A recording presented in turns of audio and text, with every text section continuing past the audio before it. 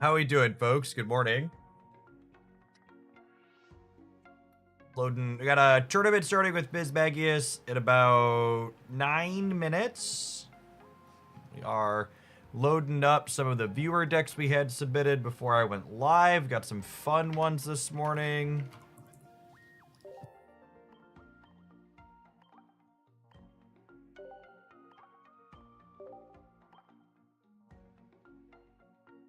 I like the idea of this one a lot, actually.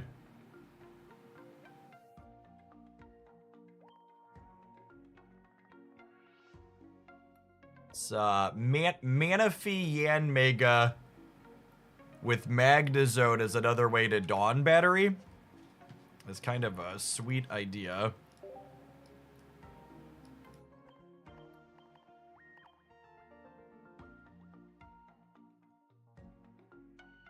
It definitely needs shooting. Yeah. I think you're you got some sweet bones here, though.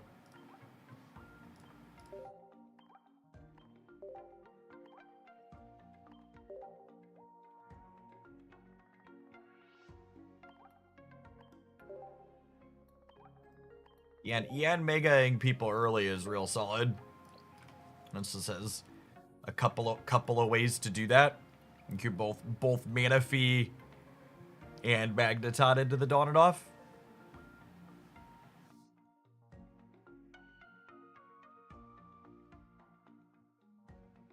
Morning, Dom. Howdy, folks. Good morning, good morning. Are there any other strong Stage 1 Pokemon that can get a great Stage 2 to future set? So I think the two biggest Pokemon that are like pretty serviceable Stage 1s that I expect will get better in future sets, most likely, are Golbat and Primeape, are both Pokemon that have Stage 2s in other generations. And I think they're both cards that are templated in a way that are super, super close to reasonable. Metsu Fathom, thank you for the almost 5.5 years. I appreciate it. Welcome back. Yeah, Annihilate and Crobat. I hope we get a sweet Crobat for Golbat at some point. Alright, and then I have... I think we're just gonna chill and build these viewer decks. I got one more viewer deck submission to build together here.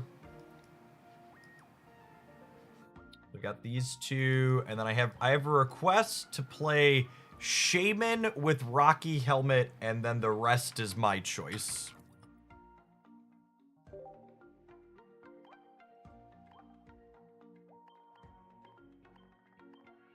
What do we want to do with that?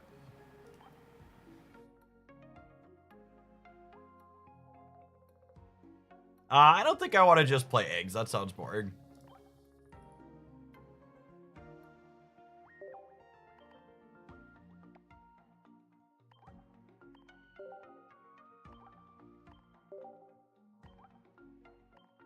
Victory Bell. I kind of want...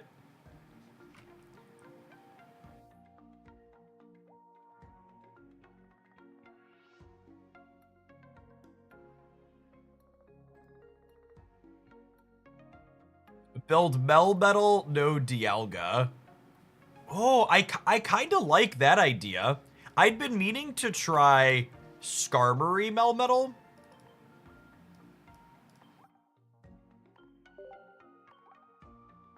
And Shaymin works in there real nice too, right?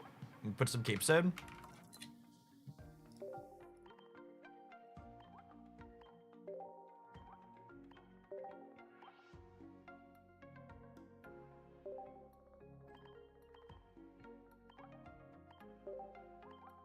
I'm kinda into it.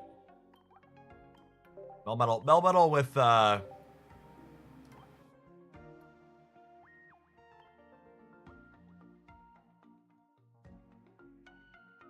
are my favorites?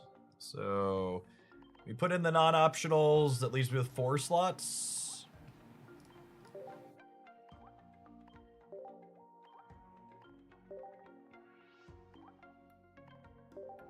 About like an X speed, a potion, a Cyrus, a Sabrina.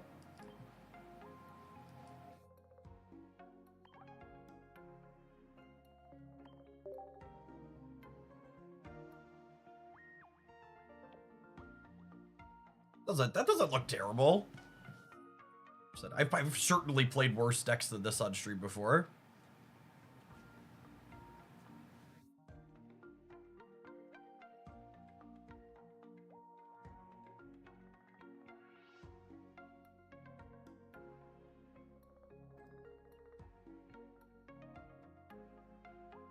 Yeah, the fact that the economy of this game doesn't have constant flash deals is really nice. I like that. If you pay to accelerate, there's a very explicit, this is what it costs. They're not just constantly FOMOing you with time-limited bundles.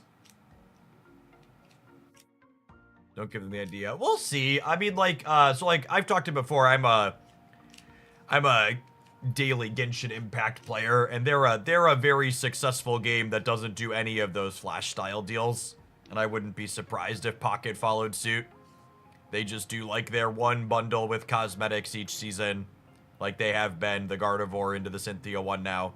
And then other than that, I guess we saw a handful of ones around the Black Friday sales in November. But I'd be kind of surprised if they moved from doing basically none of them to, like, you know, 20 a week like Snap does or Raid Shadow Legends does. Snap's not quite as bad as Raid, but it's close some of the time. You'll open their shop and there'll be a lot of them.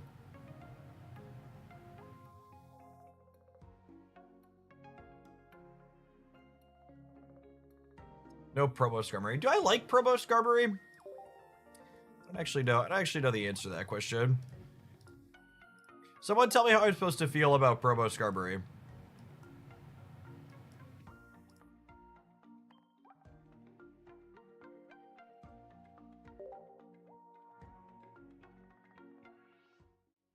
It's technically more exclusive. That's true. All right, let's flare promo Skarmory and see what our options look like.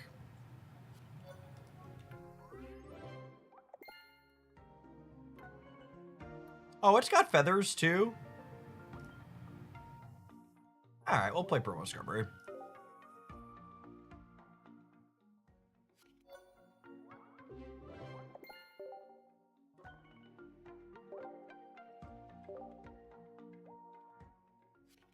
Promo Skarmory is more aggro, so you open on it more frequently. That's just true right there. Hey, Patter, thank you for the 27 months. Welcome back. All right, I'm gonna slot these in and I'll throw our tournament deck list up on the screen.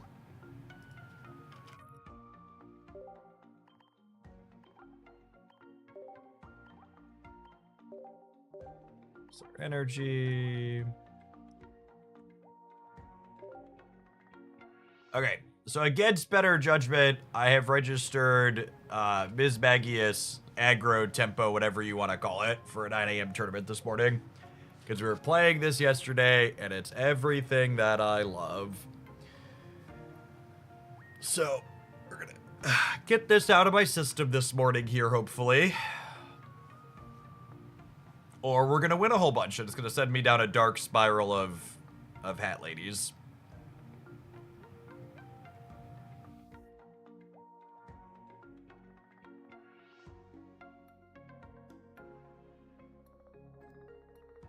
All right, we're playing against Moltres Charizard with a little bit of a throwback in the first round. They are playing one Arcanine, one Growlithe, which is something a lot of these builds have not been doing. What's the thought process behind one giant cape? It lets your Mismagius not die as frequently. Cape's very good at messing up breakpoints.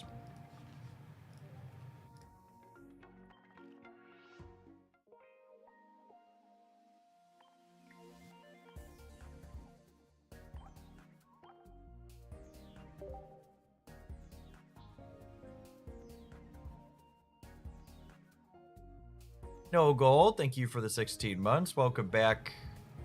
Life's good here in my personal sphere. Thanks for the support.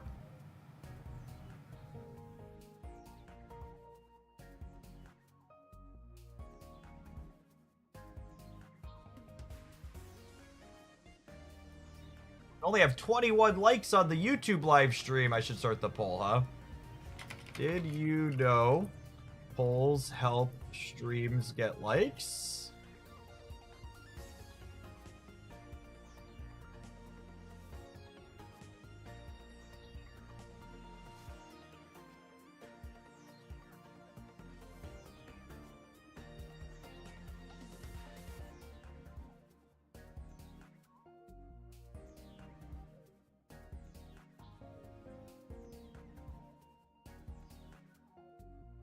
For my opponent to let me know they're ready to play. Came for the snap, stayed for the pocket. Thanks for the latest journey we're going on in Hooglandia, Exo. Welcome back.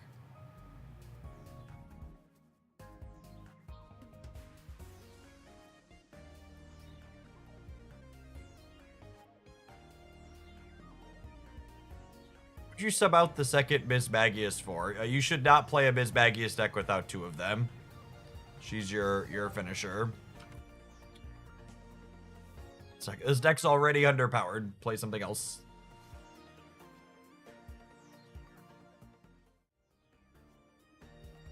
Heck, Shards of Fate, and Kiki Jiki. Those are deep cuts. Alright, we're gonna try and pay attention during our tournament round, so behave, gamers. First energy advantage seems really good here for us. We're looking to lead on... Mismagius is not bad, because if they open on Moltres, we could confuse them and then possibly brick their acceleration. Yep. So, the opponent is playing what once upon a time was a mostly stock Charizard build. They've got the Charizard Moltres full lines with one Growlithe and one Arcanine. And then on their trainer side, they've got 2 Leaf, 2 Sabrina, 2 Communication. So some old ideas and some new at play here in their deck list.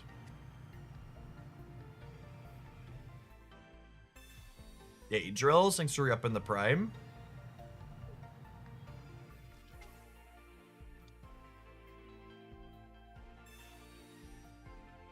Opponent using Communication very aggressively here. Interesting choice. Usually you want to wait a little bit longer on that type of effect. So, Confuse right here. Gonna go ahead and make my opponent need to flip a coin for their attack to work. So they're going to need to win a coin flip and then win more coin flips to get actual energy. Opponent is not playing any potions or capes. No sustain in their deck.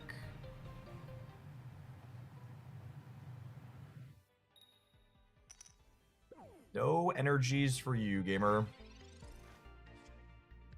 No energies, no stage 1, notably, here either.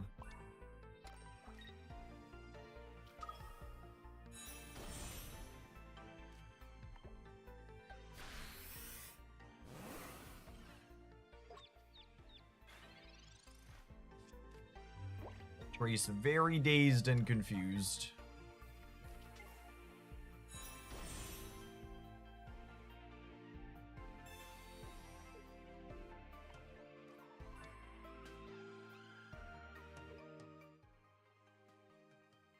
This lets them technically tempo and energy from us.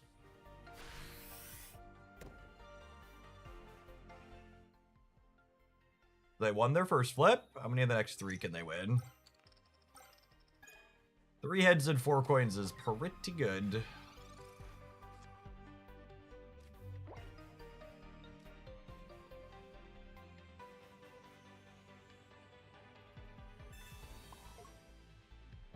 X speed out here. Clear up the Moltres.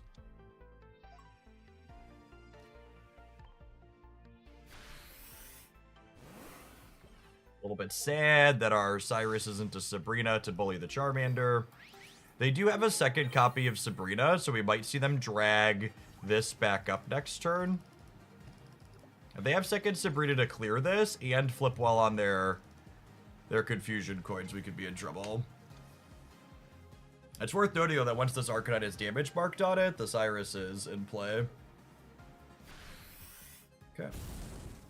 Now I need to find Mismagius or have them brick on an attack. That lets us dig with our confusion coin, which is nice.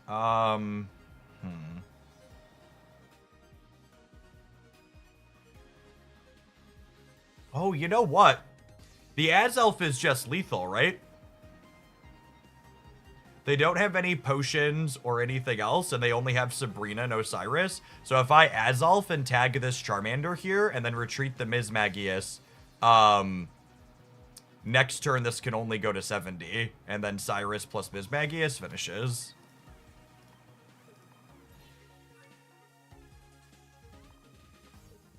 This is checkmate.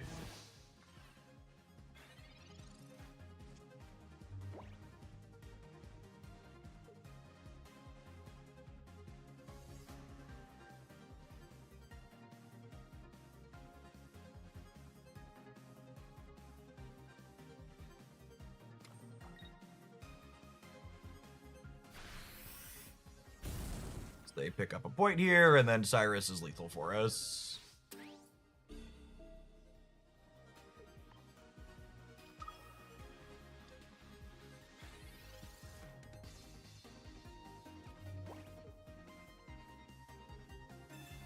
Here, bud. This is exactly what we're looking to do. Got an aggressive KO, and then Azelf plus Cyrus picks up the last one.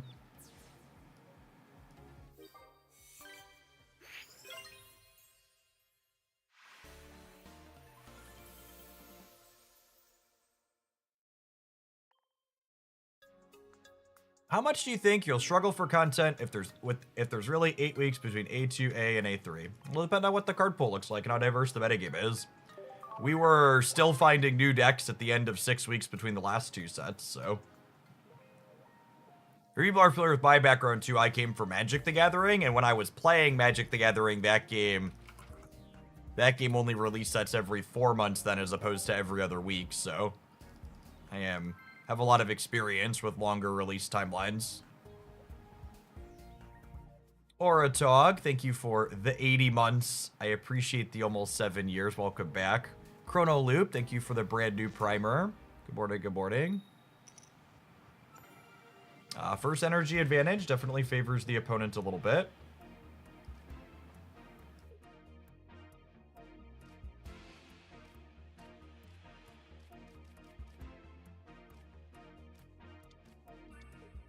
I think I'm supposed to lead this typically.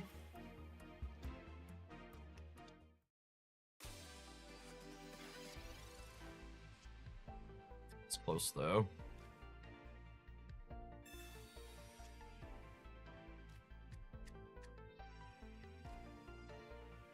I could have also been right to just lead Azelf and try and chase down whatever their backline thing is. Oh, right, I forgot we have a Mew in this deck. That's good for us.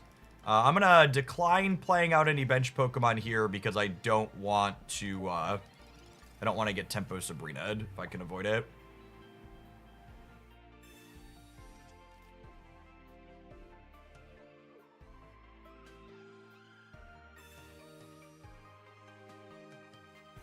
Opponents use their communications very aggressively in these games. One kind of general note is that unless you're looking for a specific card with it to use right away, you usually want to wait as long as possible to play your copies of Pokemon Communication. Because that means that you give yourself the most chances to draw extra Pokemon, meaning they're more likely to hit the cards that you actually care about.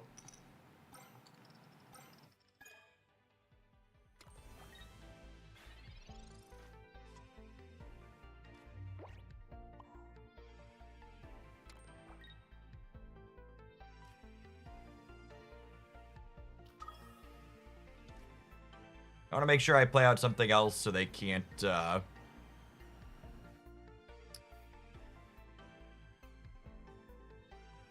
going to keep this. I want to play out something else so they can't Sabrina up the Mew. I'm going to keep this so that way if they have Charmeleon plus Leaf, they can't clear my Mischievous.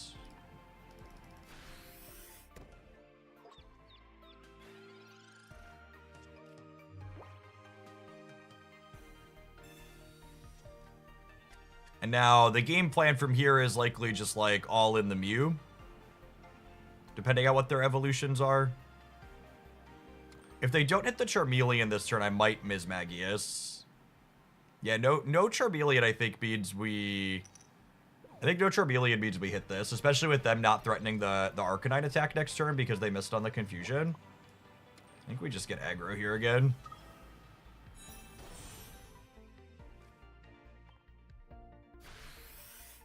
They have no potions and no cape, so this Moltres just dies in 2 here.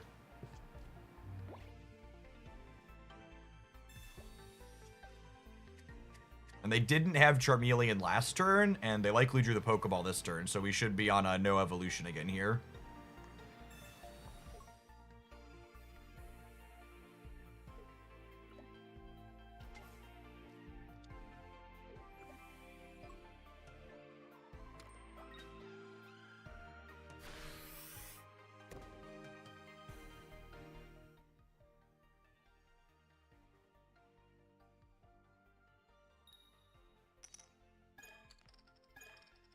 Sometimes you don't even need confusion, gamers.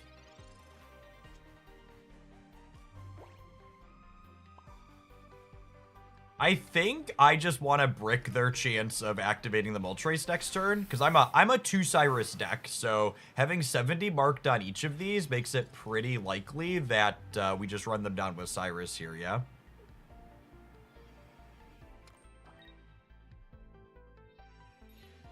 So they can shuffle these, but now I kill this, and then Cyrus kills the other, yes?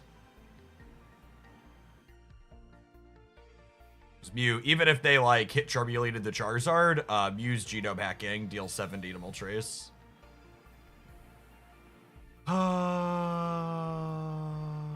Sure.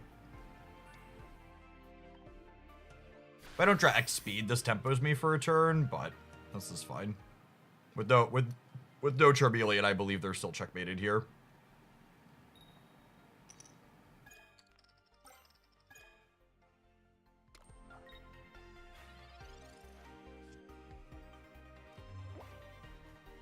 We just go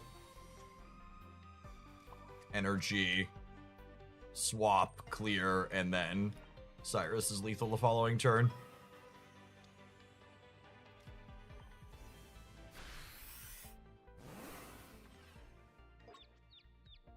Hey Jeff, I've been playing the Blastoise Manaphy deck you feature, and it's been such a breath of fresh air. Glad you're having fun with it, Ethan.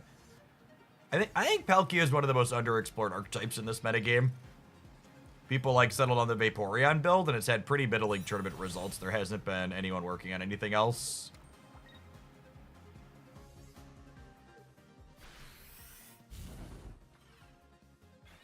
Cyrus just cleans him out here. One of those spots where Sabrina was also lethal, since this was on 70 as well.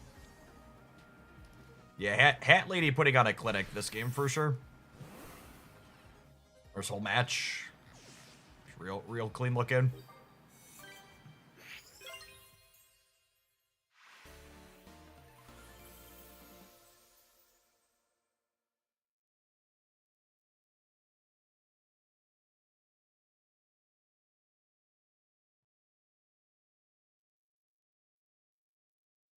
Sorry, taking notes.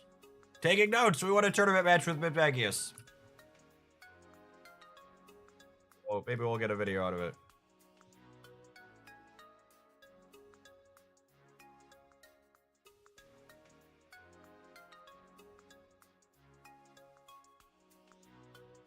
Get the camera, Bob! Alright, we gotta take a brief pause for the cause and let some adverts roll this morning. We're gonna be playing this Mismagius deck in our tournament. Yeah, it looks like we got 66 people battling it out this morning. I'll throw it up on the screen. I'm gonna run to the restroom really quick, and we're gonna do some viewer deck suggestions between rounds like we often do. Thanks everybody for chilling. Don't go anywhere. Happy Friday. If you're watching on the YouTube side, consider tapping the like button if you enjoy the off-meta tournament content. BRB.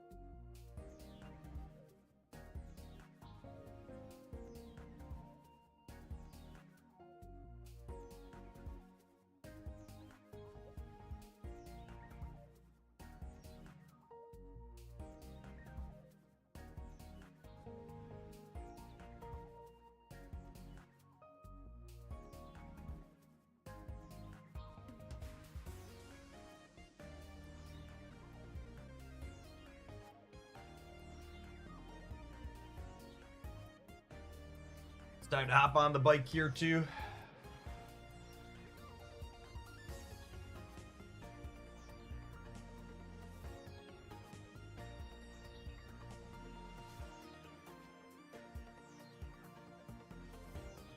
We might take more viewer decks today. I already have 3 queued up, though. I try not to take too many and have to punt them to the next day. Any thoughts on Baby Pidgeot, Darkrai, and Cyrus? Maybe. It's a tough sell to play something over Magnezone. Magnezone is so good.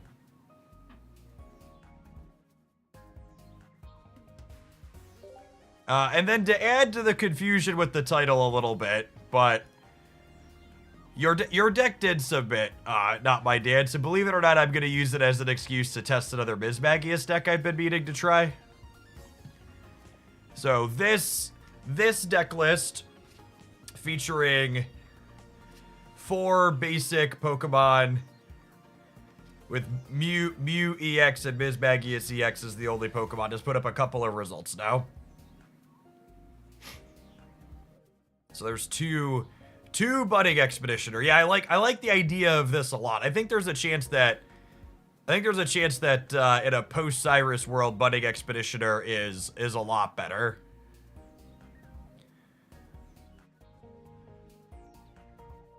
Yeah, so there's a few things here that kind of like go against stuff I've not loved, which is like 2 Communication with low Pokemon count and 2 Budding Expeditioner with 2 Mew. But one of the things that I think makes me a good deck builder and tuner is my willingness to try things that I have written off as bad. So I want to give this a go, and we might write it off as bad again, but I think it's worth playing games with something that hasn't worked in the past as details change. I've been playing a Baby Blastoise and 1 EX in the Manaphy deck. It felt pretty good after Manaphy goes down. Thoughts? I've actually considered playing a Baby Blastoise in that Manaphy deck, but I definitely wouldn't cut EX Blastoise. I would play it as a 3rd stage 2, I think, Banaya. Because I agree with you, having a... what's it called? Having a 1 knockout point Pokemon has a lot of value.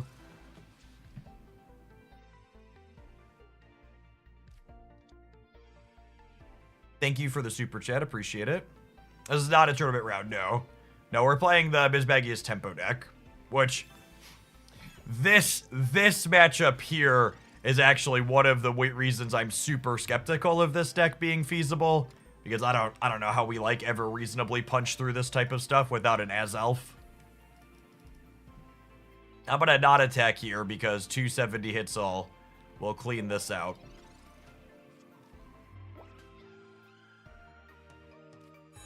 Oh, you only have 1 EX, sure. I bet if you have if you have trade dust, you could probably find someone to trade you a Blastoise. What do you think of non-EX Cressula in general? I think in general the stats on that card are somewhat appealing.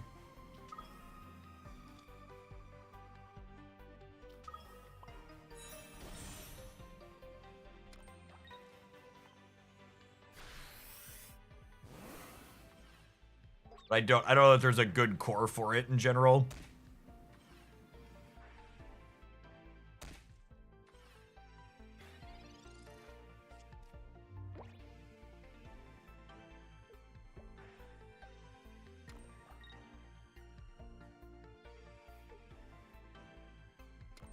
And then we're actually just like wholly and fully cooked to the zone here, yeah? Speaking of Magnezone, YouTubers, I'm gonna take a shot at you for a minute. I was shocked at the very visceral reaction people watching on YouTube had to me posting a Magnezone deck this morning. There is so much. It's the most negativity I've ever had in a Pokemon Pocket comment section about people upset that I would dare post a deck that has Magnezone in it. Because it's a Mewtwo deck playing Magnezone. And there are so many people mad that Magnezone is a staple.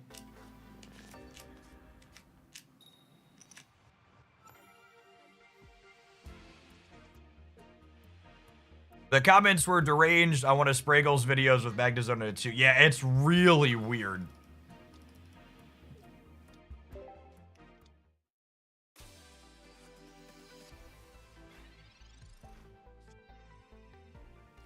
We're holding this Mew because we could communication it into our basic.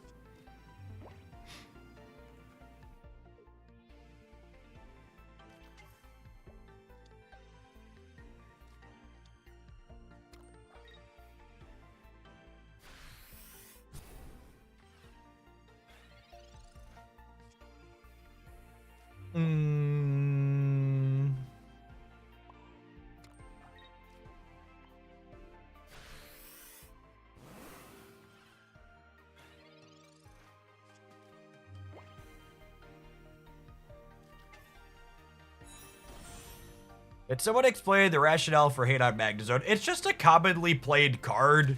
Oh, do we actually die here? We actually... No, we go to 10. This is perfect. A lot of people that play these games are basically card game hipsters, and they want to feel smart and special and super different.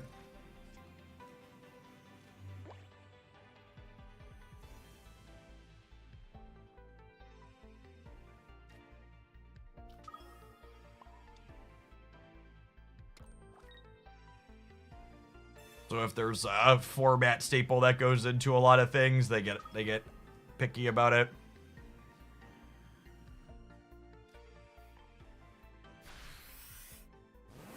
Greekachu, for the solar-powered finder card, you need to put it in the actual sun. You managed to describe me better than my mom.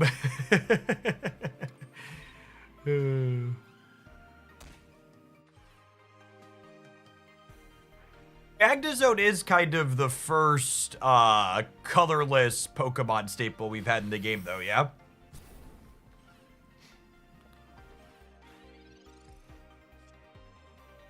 Is worth noting. Oh my goodness. I think I'm off this deck after 2 games, chat. I think I'm gonna stew on your submission, not my dance, and circle around to it again later.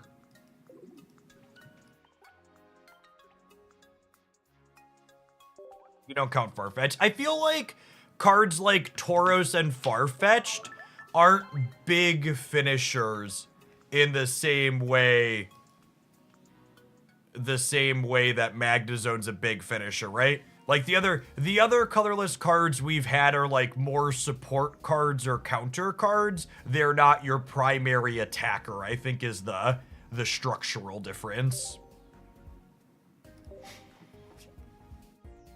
Booster Gold, thank you for the 11 months. I appreciate that. Welcome back. Yeah, there's a difference between like a tech card or a counter card and like a colorless card is your primary attacker. Because Magnezone is often the primary attacker in the decks that's played in. Okay, this next submission was the submitter wanted us to play Rocky Helmet alongside Shaymin, and they said I could do whatever else I wanted other than those 2 things. So we've got Skarmory Melmetal here, along with Shaymin as what we're doing with our Rocky helmets. Let's see if they have a cape for this Exeggutor, or if we're about to make an omelet for breakfast here, huh?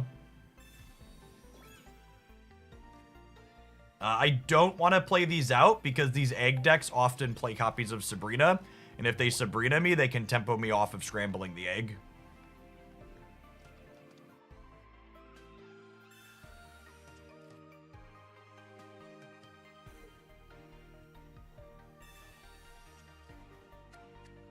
I flipped 100 resub coins and 99 of them came up heads. Rigged. Definitely rigged. Thank you for re-upping. 835, welcome back.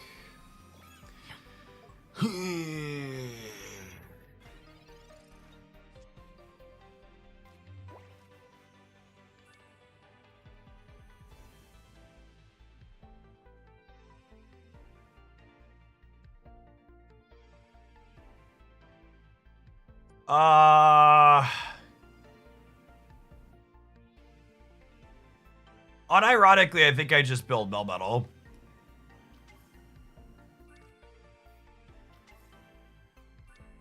We hope for a Tails or two. Mega Card Smack. Thanks for watching so much over the last year and more. Let's make sure that trickle-down economy stays in action. Our next shillionaire will now only have to spend 999,766 shillings. Be sure to ping me on the Discord side to get access to Beverly Shills.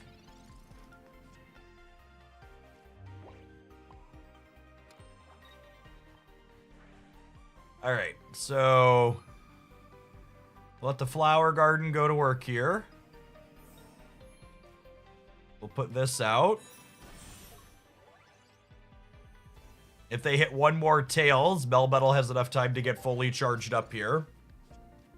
If you didn't have any 2 stars from Space-Time Smackdown, but you have enough points to craft one, which would you get? Would it be Cyrus? Yeah, probably Cyrus. It's the one that gets you the most value, I think. Goes in the most decks.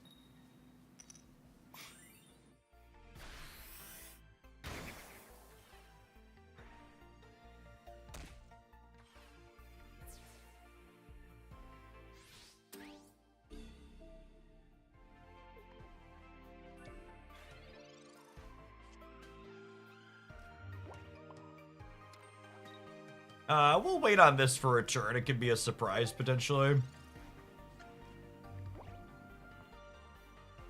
I think the best card pack to be opening when you're just starting Pocket now is still Charizard.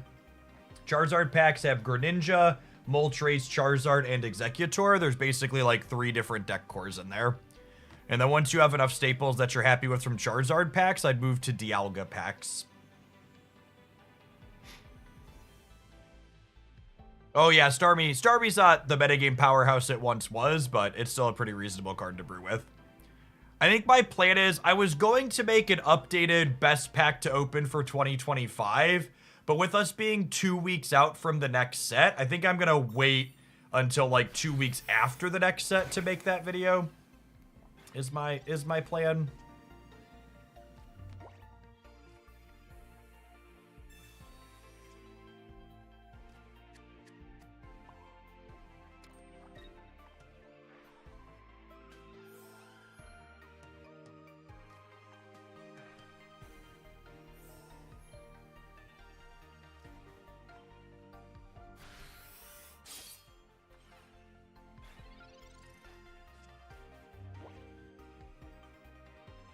The next set, a mini set like the Mew one.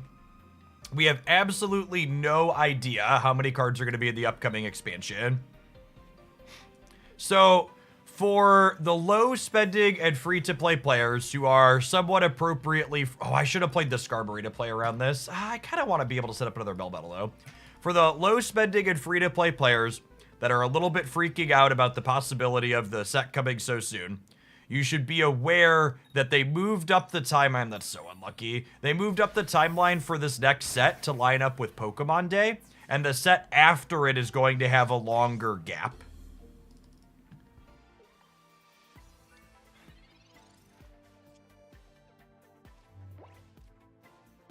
So there's only going to be 4 weeks between this set and the next one, but then there's going to be 8 weeks till the one after that.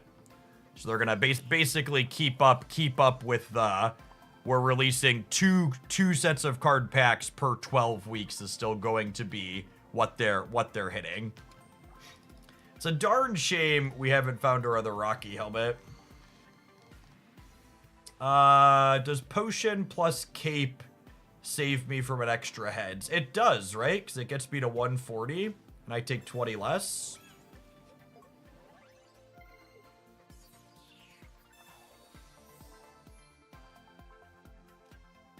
And then, if I live and we top deck Sabrina, we can clear the egg for the win here, yes?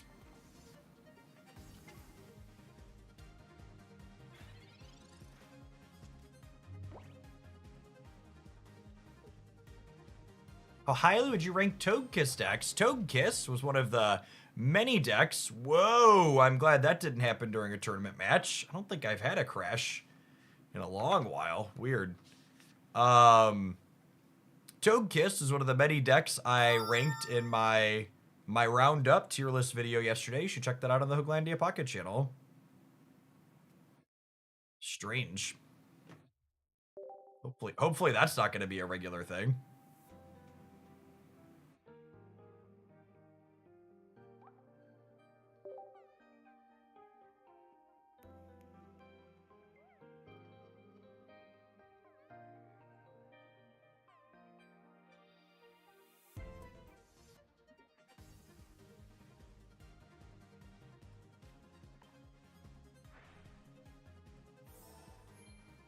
We got back in time, but we unfortunately did not top deck Sabrina.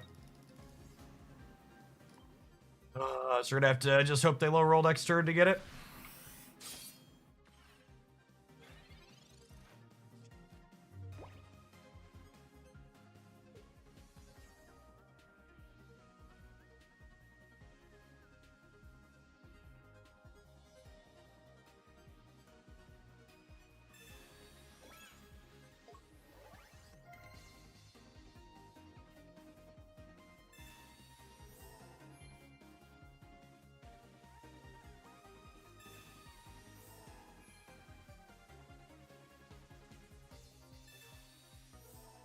Oh my goodness, are they actually gonna heal past 120? No, no way, yeah. Close. Alright, they only need 2 coins and 6 here to kill us, so pretty likely squeezed. Any Lucario decks you'd recommend? I think all the fighting decks in general are in kind of a rough spot, with Exeggutor being super popular. My favorite Lucario deck is definitely Lucario Aerodactyl, but you should expect to struggle into eggs.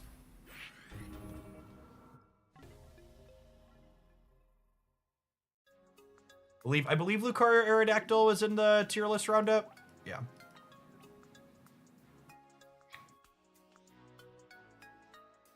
Again, because people are so focused on their, I hate talking about the economies in these games because people are so feels-based and ignore all the math. If they release 2 packs in the upcoming set, it doesn't matter if it's 4 weeks or 6 weeks. After that 2-week difference, it's exactly the same. So, 1, we don't know if it's gonna be 2 packs, but if I was a gambling man, I'd bet it was. But the 4-week difference would only matter if it was going to constantly be 4 weeks. They're literally just moving it up 2 weeks for the sake of... They're literally just moving it up 2 weeks for the sake of lining it up with Pokemon Day. It's the only difference. And I'll remind you, the reason why I would bet it's going to be 2 packs again is because the original data mine for Space Time Smackdown said it was going to be 3 packs and 200 cards.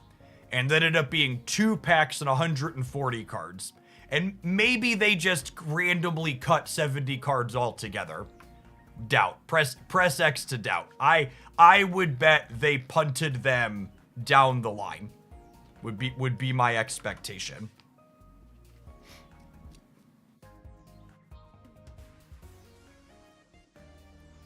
What info do we have besides the date? Just that. Just the date.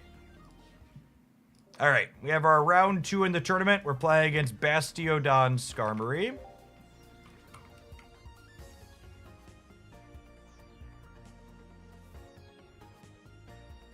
Pokemon Day is February 27th, and I believe it has to do with when the original Game Boy games released.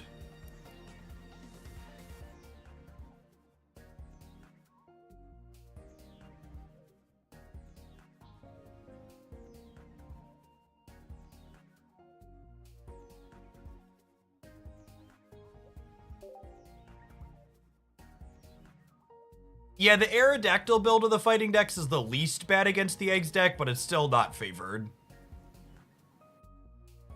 February 27th was the Japanese release date for Red and Blue. Yeah, that sounds right.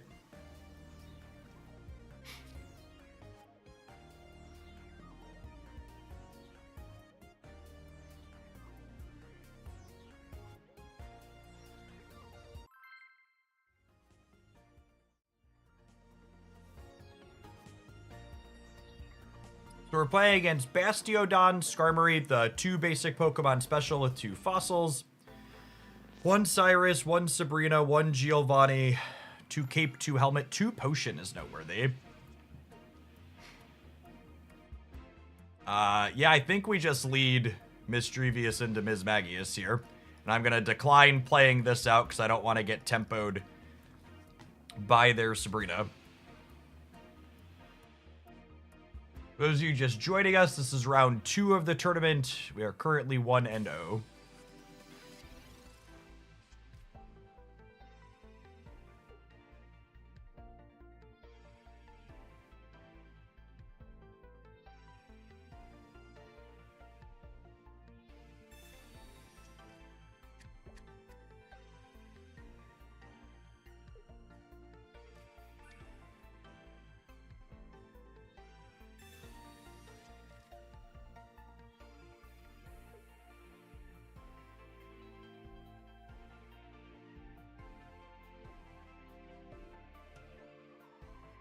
Now, noteworthy here that our opponent also has a copy of Giovanni, but we conveniently drew Cape, which is lovely.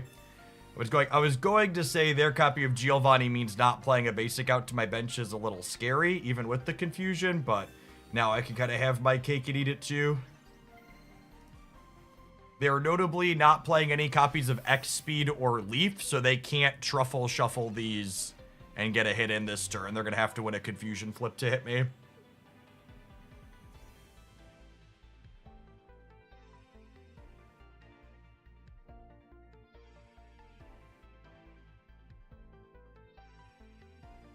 You think Pokemon Pocket will have official tournaments like Pokemon Go? I would wager it will at some point, yeah.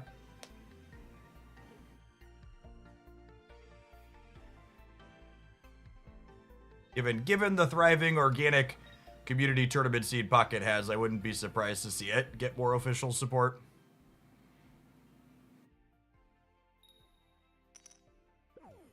This Tails honestly might be most of the game with them not having their fossil to start. We have Energy, Mismagius, Giovanni. We take a clear here.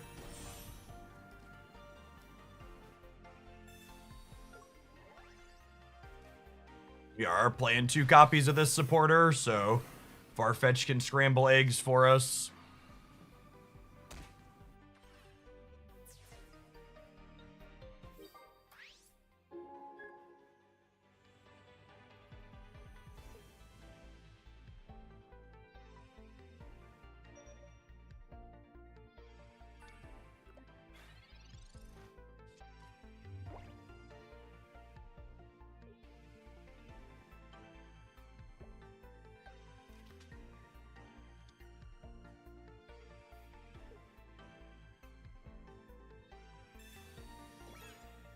There's a Cape. I'm curious to see where they put an Energy this turn.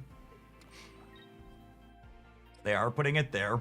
We notably aren't playing Sabrina, so we can't pressure this fossil up.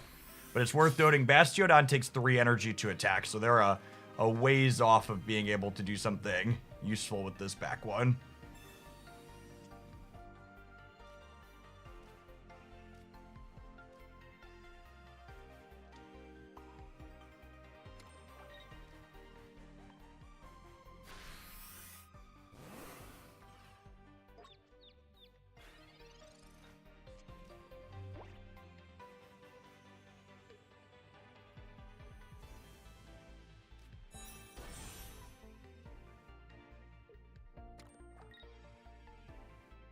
If they hit on this confusion attack, this can clear Mismagius next turn.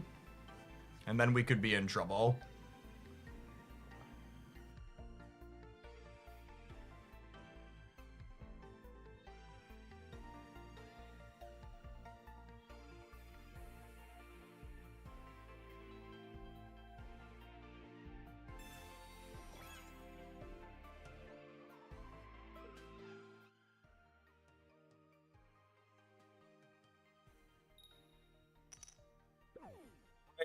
Yep.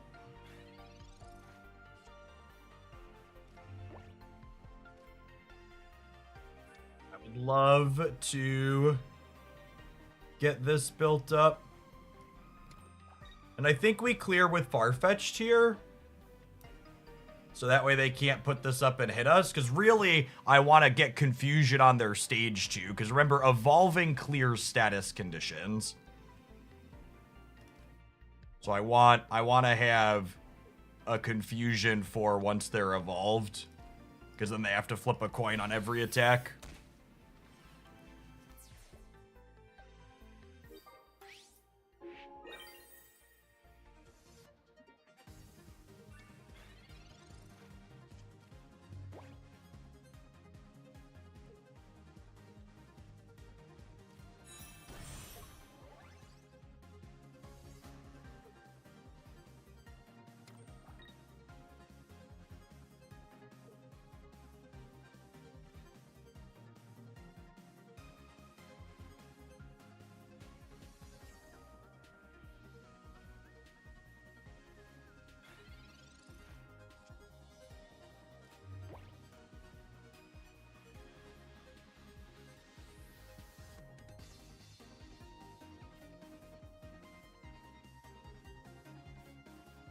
I think we just let the coin flip fiesta start, yeah? I think we put Mismagius up and hit him with the confusion and then just go from there.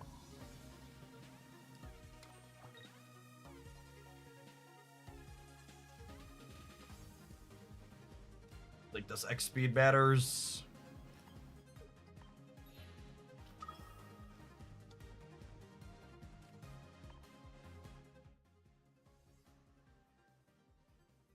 Does Rocky Helmet deal damage if Steel Grill happens?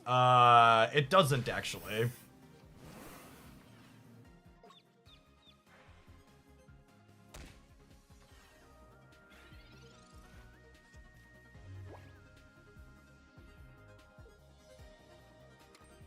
I held this Farfetch'd in hand because we have a Pokemon communication in our deck.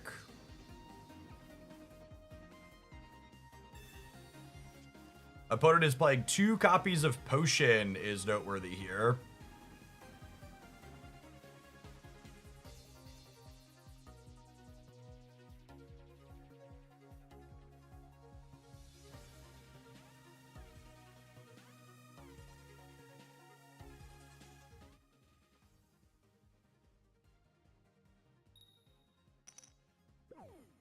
Okay.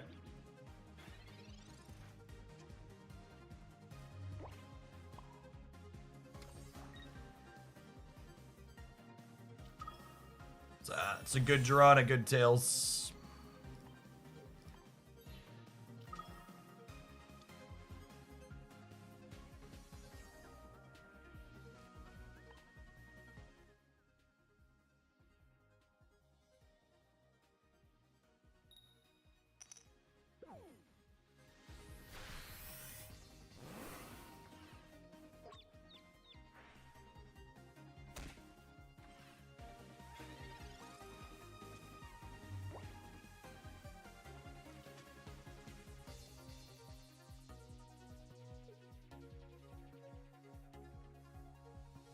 So they get to start building up another fossil here, but not only do we have 2 copies of Cyrus, but it's also noteworthy that this has a retreat cost of 4.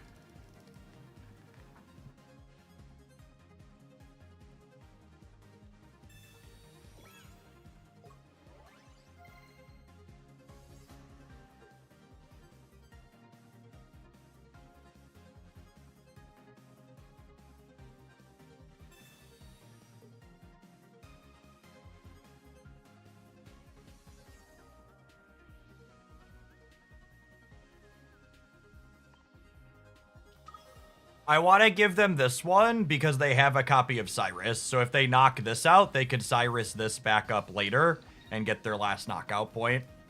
So it is correct to give them the Mismagius here.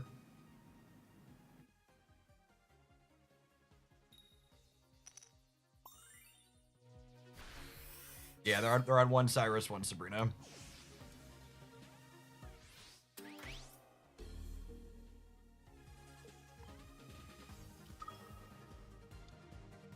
I mean, this game 100% comes down to the coins for people saying they're dead either way.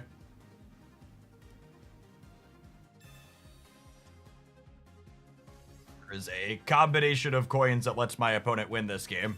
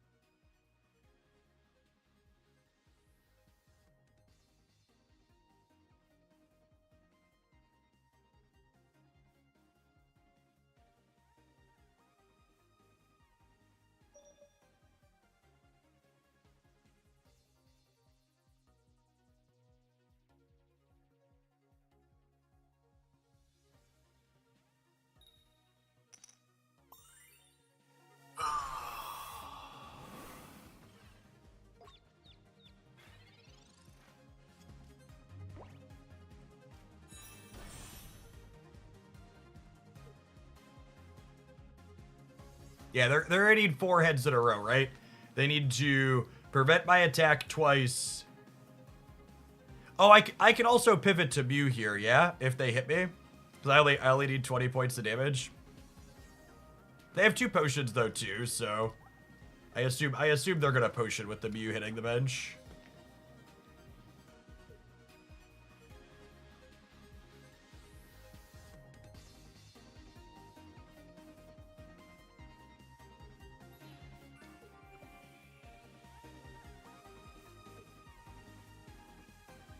Gamer, I'm a two Cyrus deck, gamer.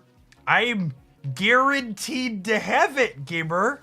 I know winning 3 or 4 coin flips in a row is unlikely, but this is a guaranteed loss. Wait.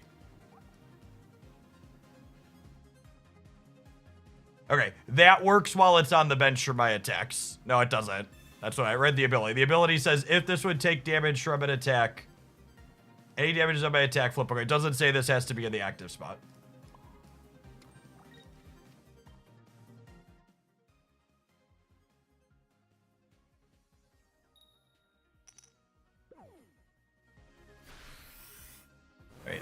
They needed to win a bunch of coins. We were incredibly likely to win that regardless for the position we were in.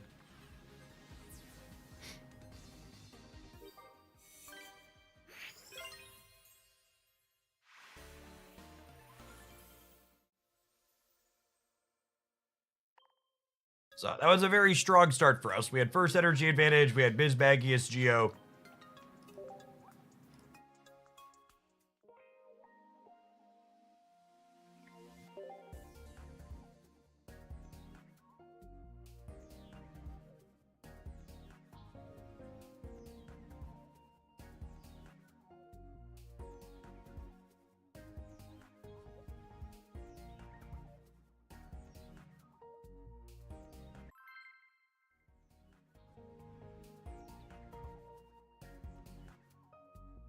Asking my opponent if they could try and play faster.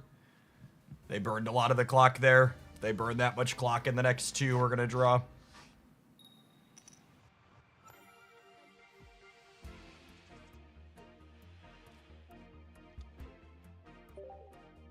If we don't draw a basic, they could win the game on the first turn here with their Giovanni.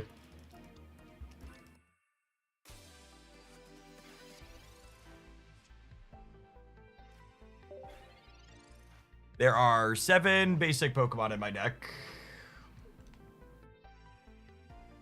Yeah, we wouldn't risk drawing if they have us.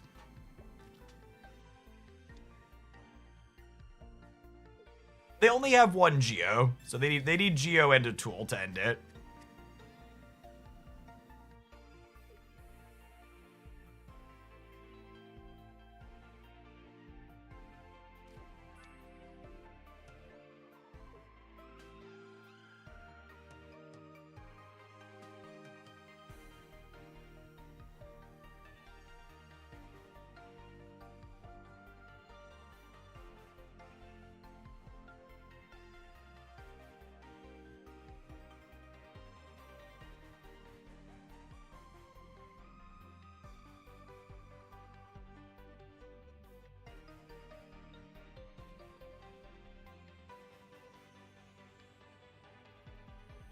Oh. Well, clock's running down.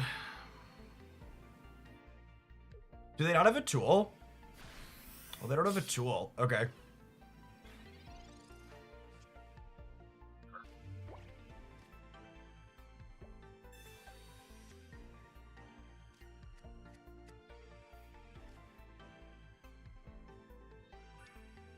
I think I just do this, right? Because they're almost 50% to draw a tool. And with the Geo and the Mismagius lined up, I think we just do this. Because even if they don't kill this, I could just X speed it out next turn, yeah? And they can't kill this because they can't Sabrina and Geo me.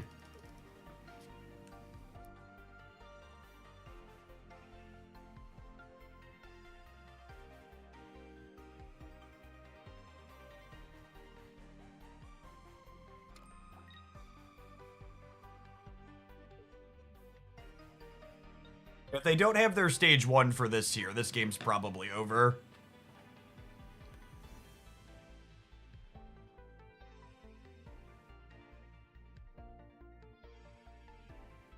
I guess they have like one more turn because I have to chew through the other Skarmory. Are they trading in the Bastiodon, digging for the stage 1?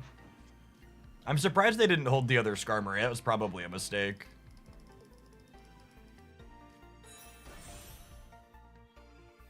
Alright, they have their stage 1, so we're gonna play a game.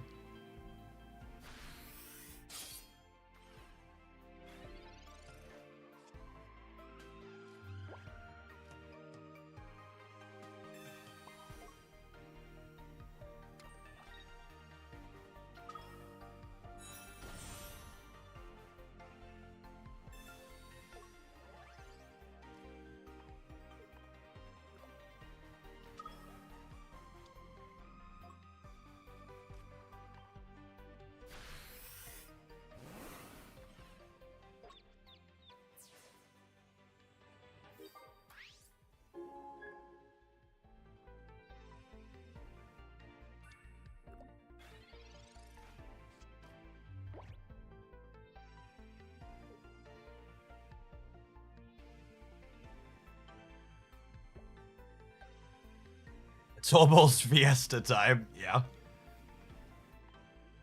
We're hoping to draw our other Mischievous so we can start building towards another Mismagius.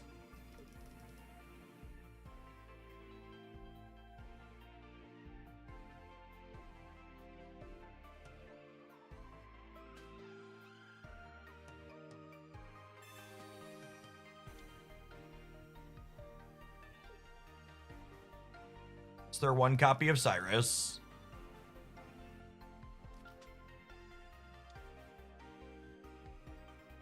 Mew is also a fine draw, yeah. Yeah, we're looking for other things that can just take 80-point hits here at this point.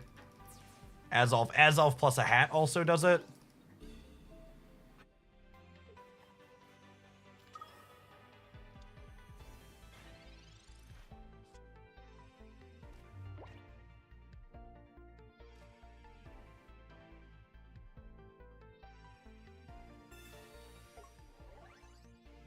Play the duck.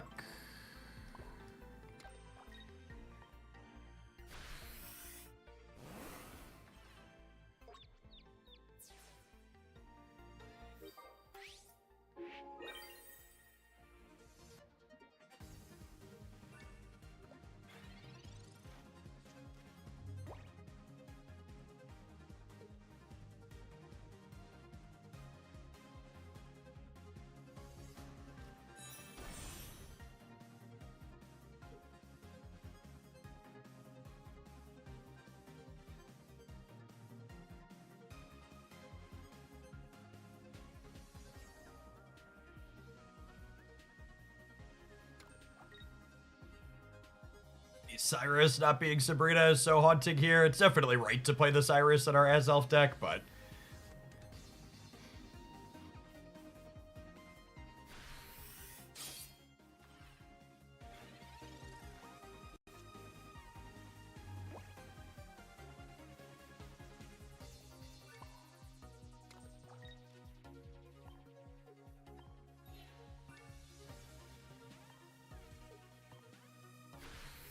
Now, If they have Bastiodon and a potion, of which they both have 2, in these 2 cards, we get into trouble here.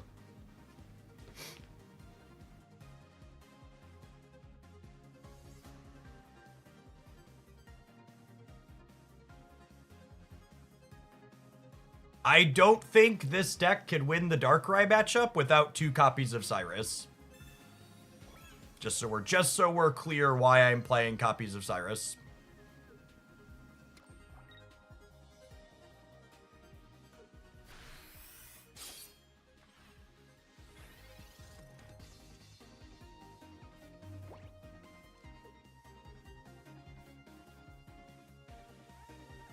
So I'm gonna do this.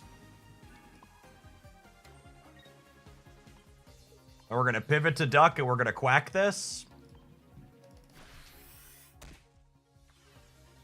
And then if they go Energy Retreat, we have second Cyrus to clear with the Mismagius next turn.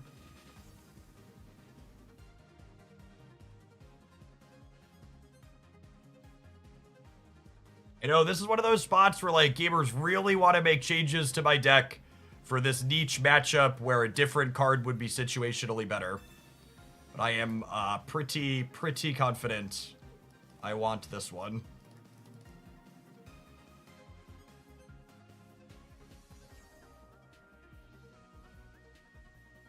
Azelf plus Cyrus dragging up Magnazones and Darkrai's is how we beat Trudagons. Your DOA in that matchup without these cards.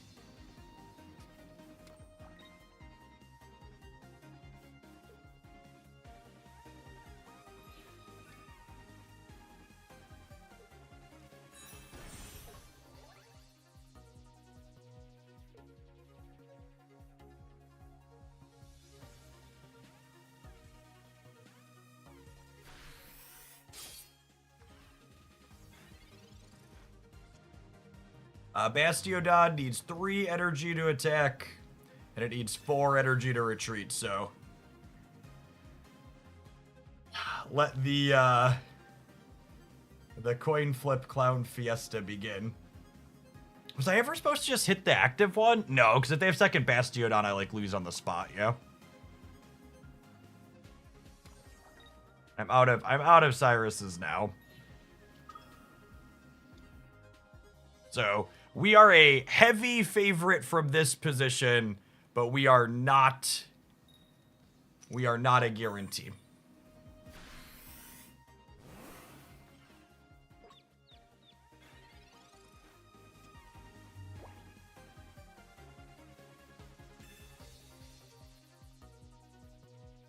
Do you think this game is losing popularity, or is it still on the rise? Every game is always dying from the moment it released. That's just how live service games work.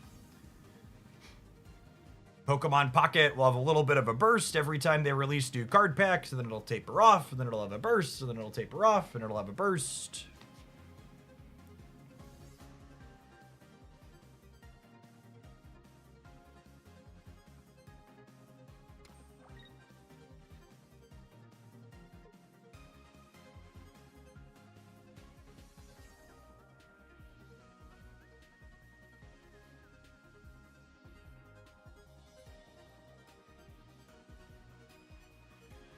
Why are we running the clock down, gamer?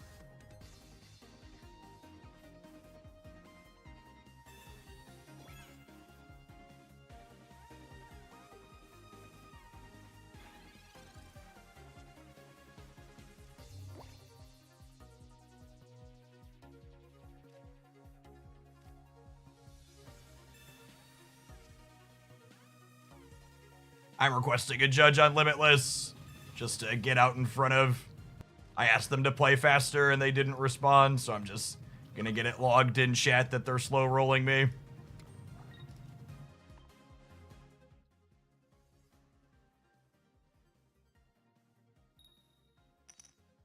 Because the way this game is going, if their coins break heavily in their favor, we're not gonna have time to play a game 3. They've used 2x my clock in both these games.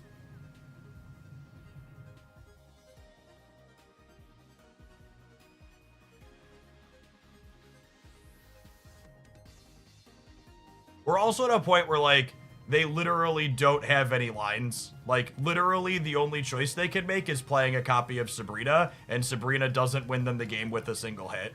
Like, they literally just need to be attaching their energies and attacking. Yeah, they have 2 potions.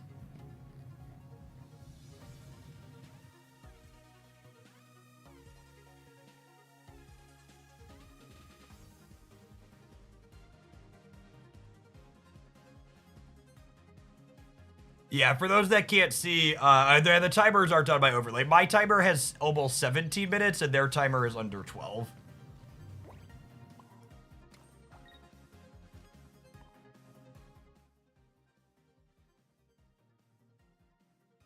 Every one of my turns is taking. Okay, cool. Never mind. We're done. Cool. Excellent. Doesn't matter.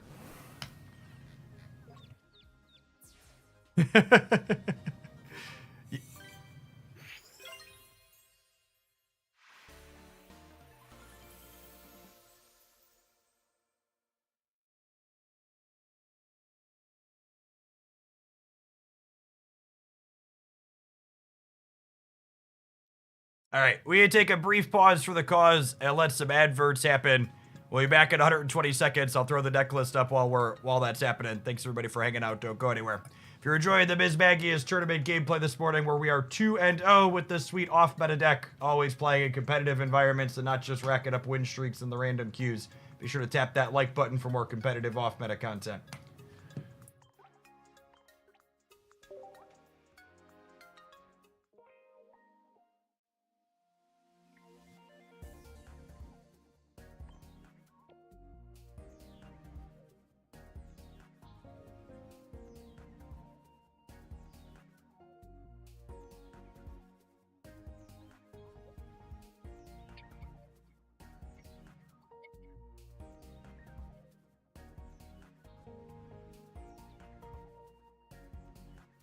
Yes, I did flag a judge on that game. It didn't matter because we didn't have a game 3, but we would not have had time to play a third game the way they were playing.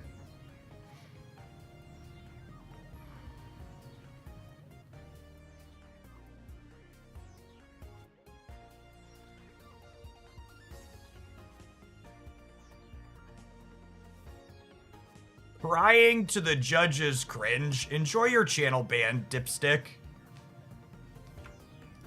That's exactly what judges are for.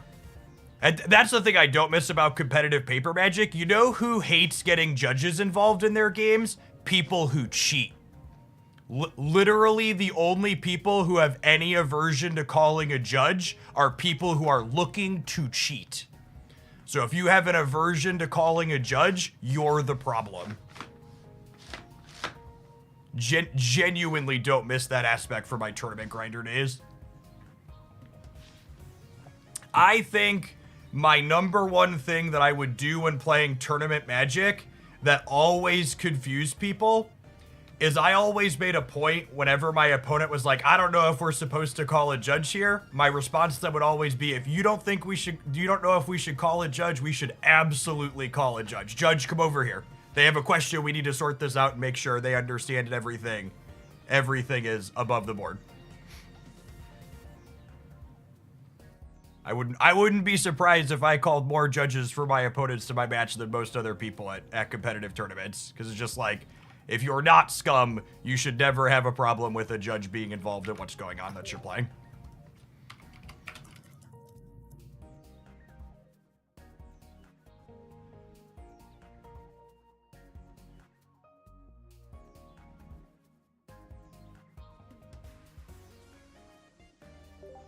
And our next tournament round is actually up right away.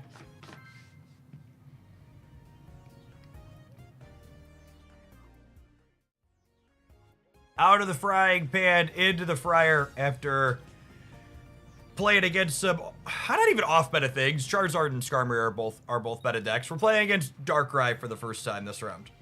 And they have first energy advantage. Yikes.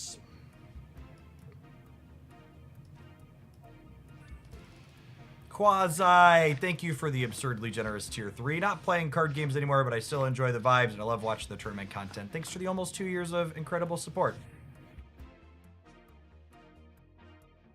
Hey, Show Jam, glad you've been enjoying some Pokemon. Yeah, I've been really impressed with the competitive depth that's developed around this game. They have one Kangaskhan and one Druddigon as their starters. Oh, you know, I think this is an instance where I was supposed to research first.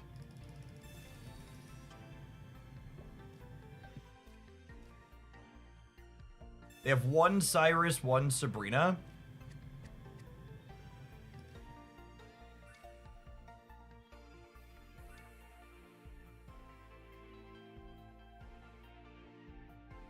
I'm not gonna cape. It's a little greedy, but I don't think we're supposed to.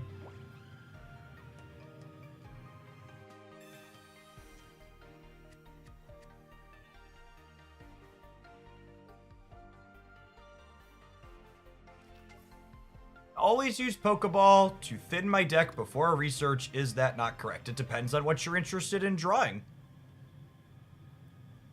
If you're looking to draw more basic Pokemon,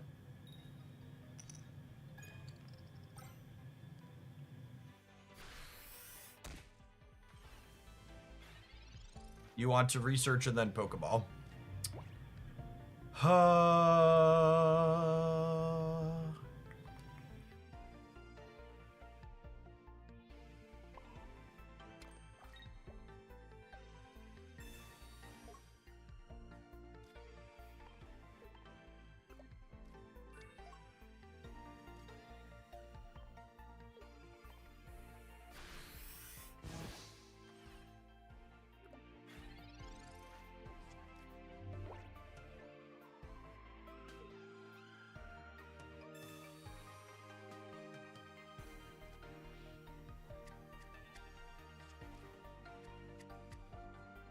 Ape, thank you for the 2/3 of a year. Welcome back.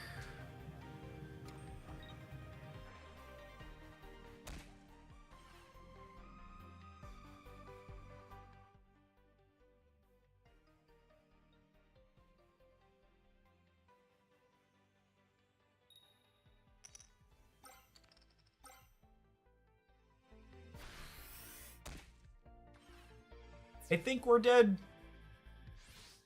I think that high roll makes us 0%. To people that are like, well, Jeff, why didn't you play the cape? It's because if we get high rolled, it's not going to matter.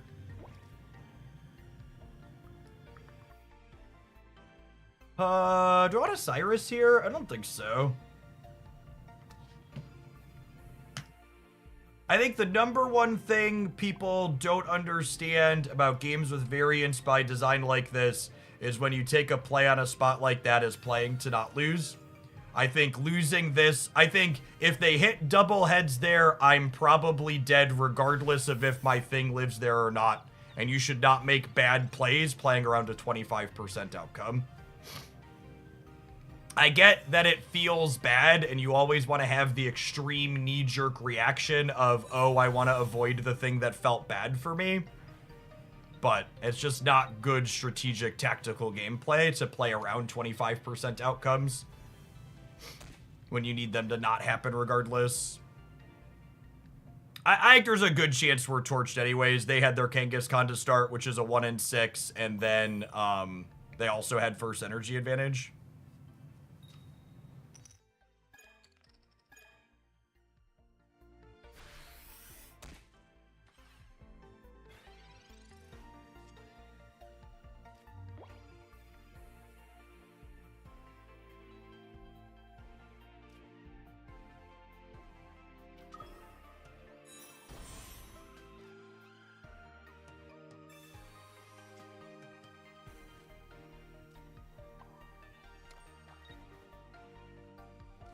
No reason to communication for anything here. Kanga is very dizzy. Why is Kangaskhan to start 1 in 6? They have one Kangaskhan and 5 other basics that aren't Kangaskhan.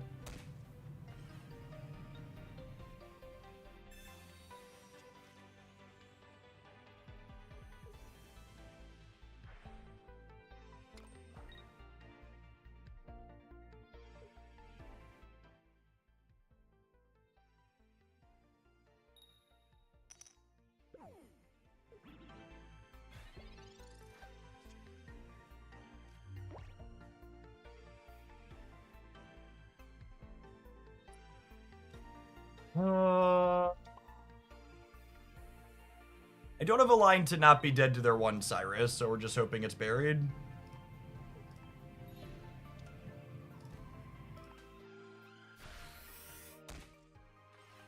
And honestly, I think, like, this is the best you could hope for, right? Like, they high rolled on a Kangaskhan. They had their best possible start. They had first energy advantage, and we're in a spot where, like, if they brick this card, we're still good. We're still in a potentially fine spot.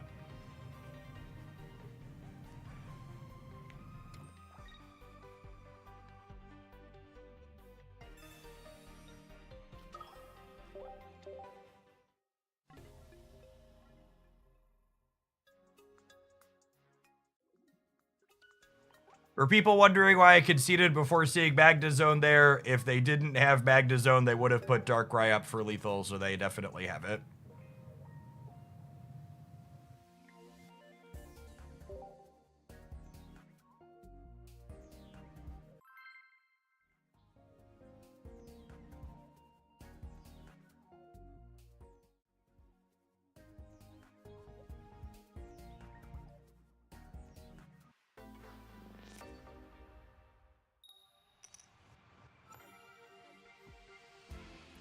This is one of the singular worst feeling experiences about Pokemon Pocket's competitive stuff right now, is that it's not, you don't get to choose who goes first or second after you lose the first game, so the fact that they get first energy advantage 2 games in a row feels atrocious.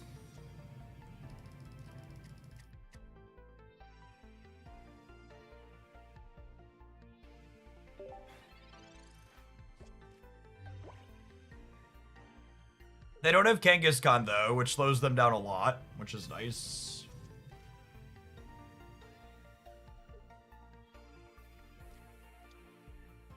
Yes, other card games will let the person who lost the previous game choose who goes first or second.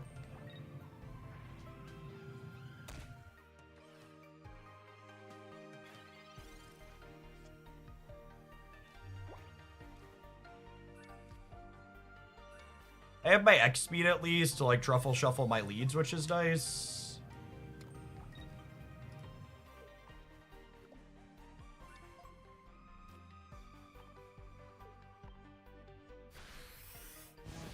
Definitely played enough tournament matches at this point where there's, like, games where the same person has first energy advantage all 3 games over the set. And sometimes it's been me, and sometimes it's been my opponent, and in all cases it was never particularly fair.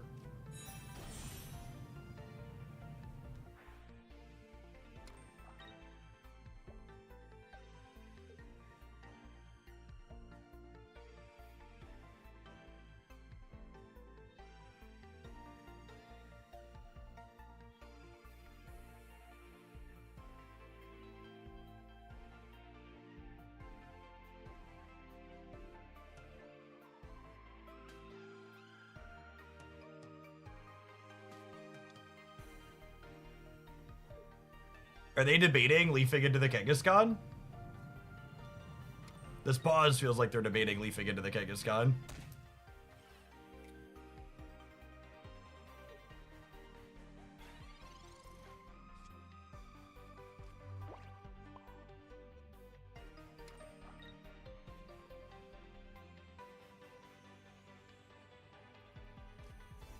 I'm going to tap the Magneton here, because if they don't evolve into Magnezone next turn, Cyrus Mismagius kills it.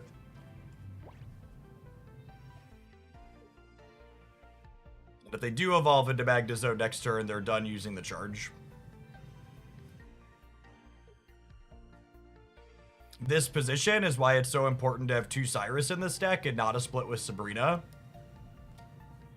Because being able to fish the Magneton up in this spot is strong.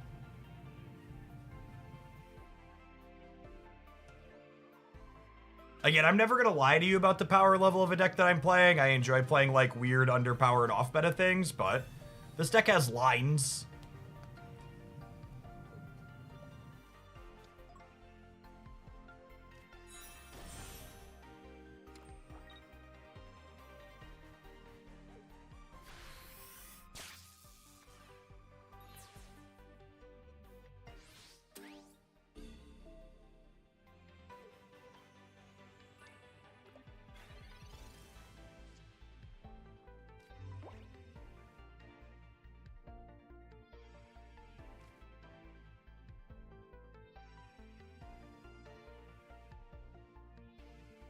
What do we think about Cyrusing the Darkrai?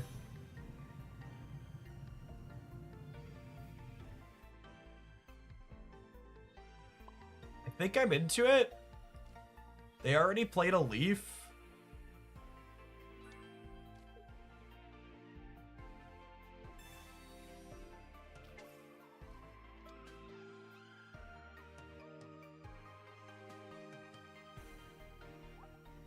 This last bench slot might want to be another Mismagius. I'm not going to play the Farfetch'd out.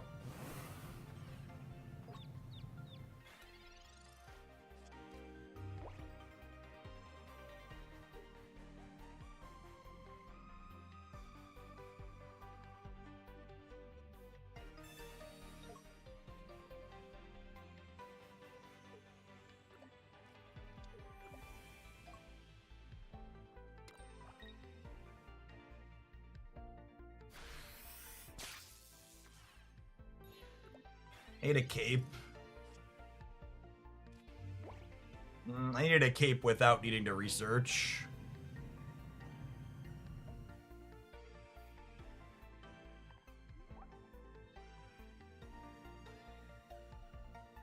It's actually I've played this matchup against the non-Kangaskhan build, and it's so much easier.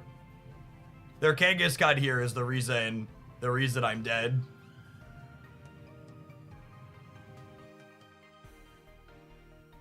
It's crazy.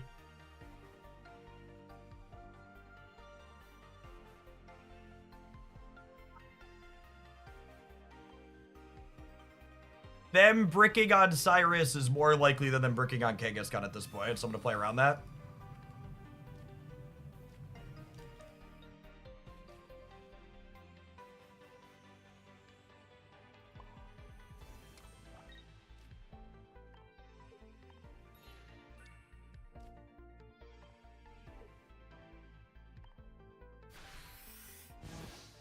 So, if they have Cyrus, we do lose the game here.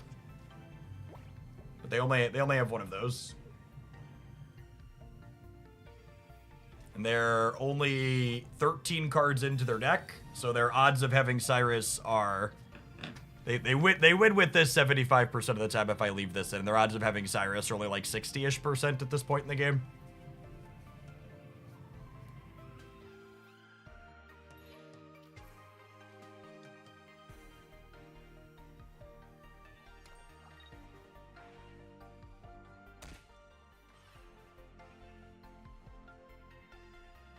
Oh, I needed to play the duck out.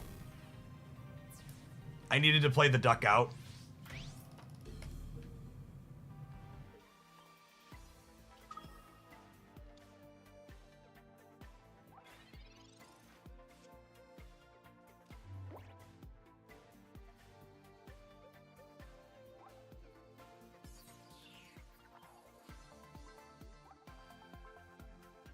Do I dig for the cape now?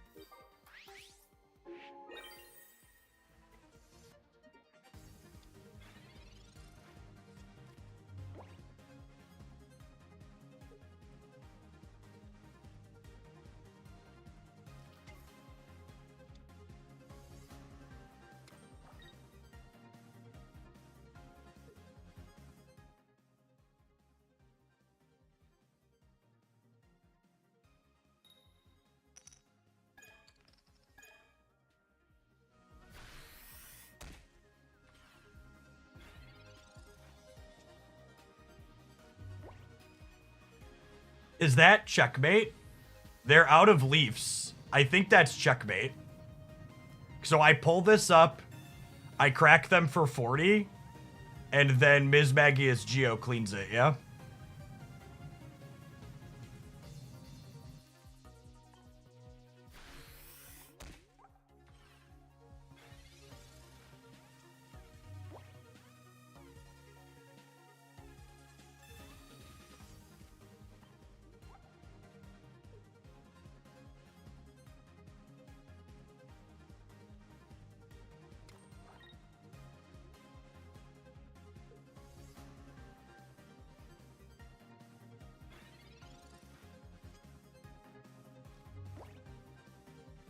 Okay, we're good. We got a game 3. We won a game where they had first energy advantage.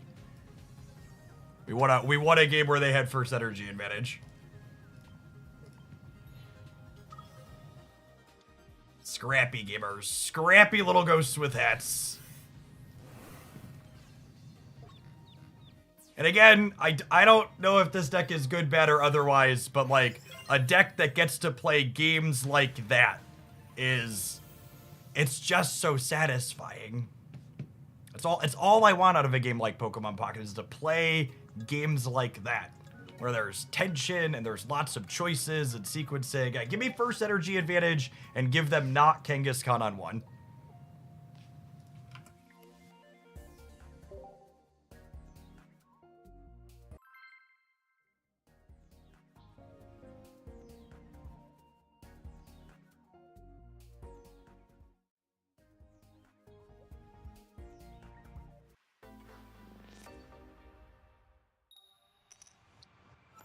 America.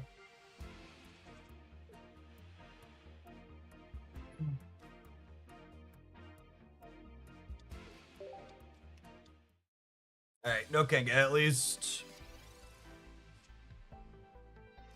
A full hand for us too.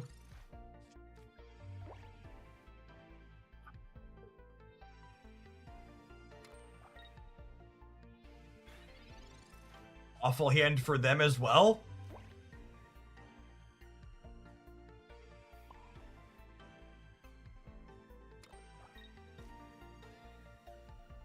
Free question mark? One more brick for me, baby. One more brick for me, baby.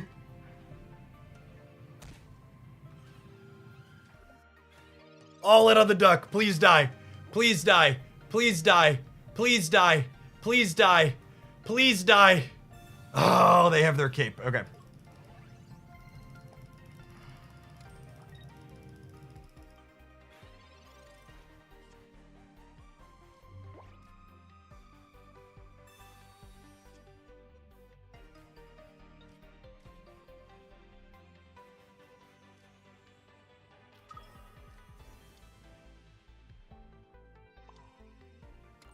I'm going to put a cape on this so we don't lose the duck to Darkrai next turn.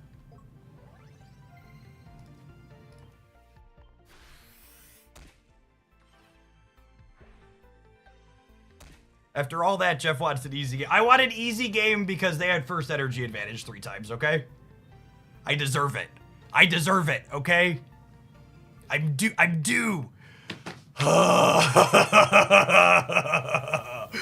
Oh, man. Absolutely quacked. Absolutely quacked. Holy. Holy. Oh.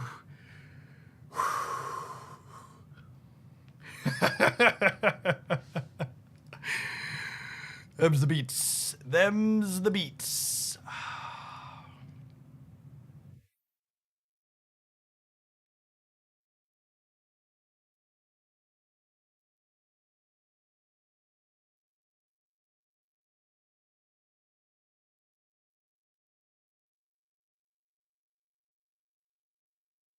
All right, I need to use the bathroom. I need to like take a deep breath after that.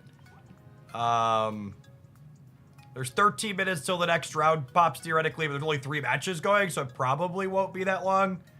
We are now 3-0 with our pile of cards. This is no good, chat. I played this yesterday at the end of the stream to convince myself to delete it from my deck editor.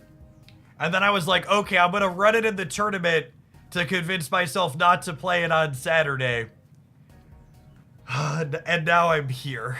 All right, maybe that's fine. We're going to lose the next 2, assuredly. I'm going to run an advert. If you're enjoying the tension, you could cut with a knife on the YouTube side. Tap the like button. I'll be right back.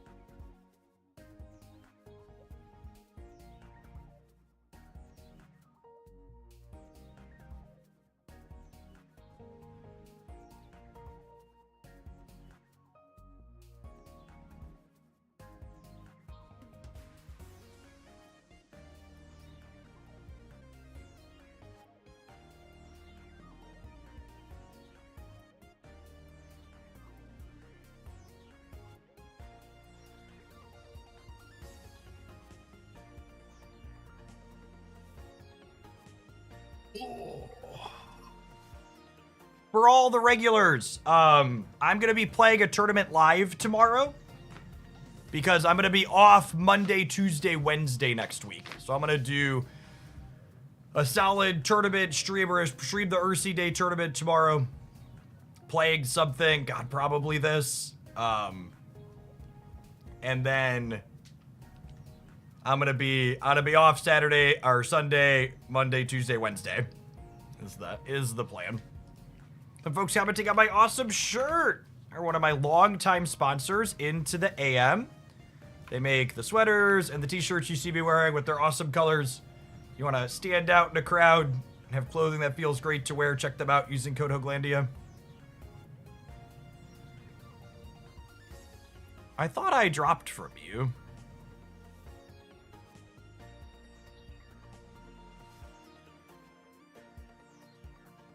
Weird. Oh, it's just been a bug.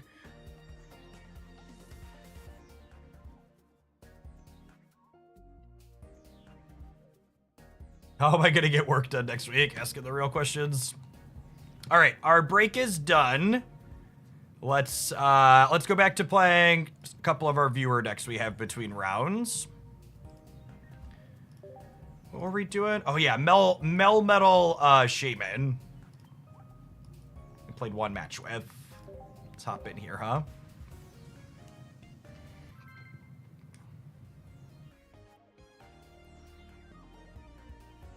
We've beaten Charizard and Skarmory Bastiodon in this tournament in the first two rounds.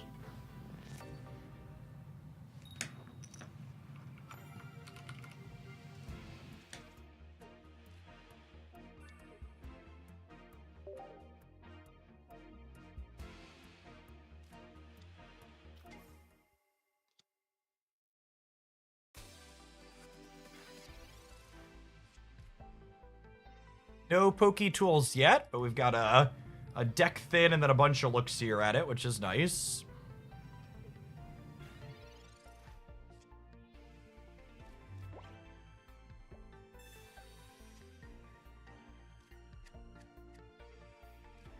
Like a hat for my Skarmory, please, deck. That'll do.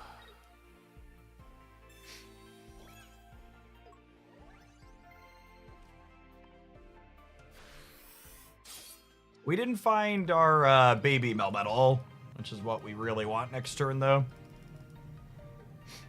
We don't need it for one turn. We can still draw it, yeah.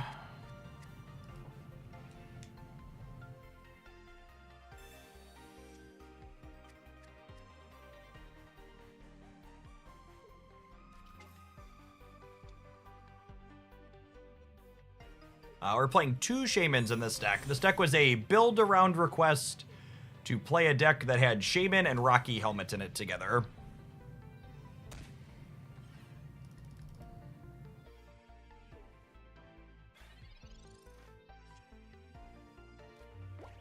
Baby Metal? Baby Metal? Unlucky.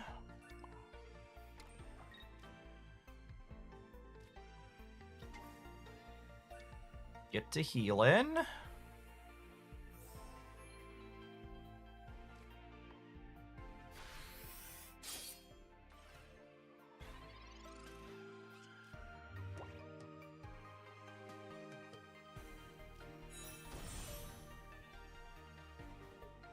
I lack object permanence, and I think you forgot to put Rocky Helmet in the deck. It is looking like that, isn't it?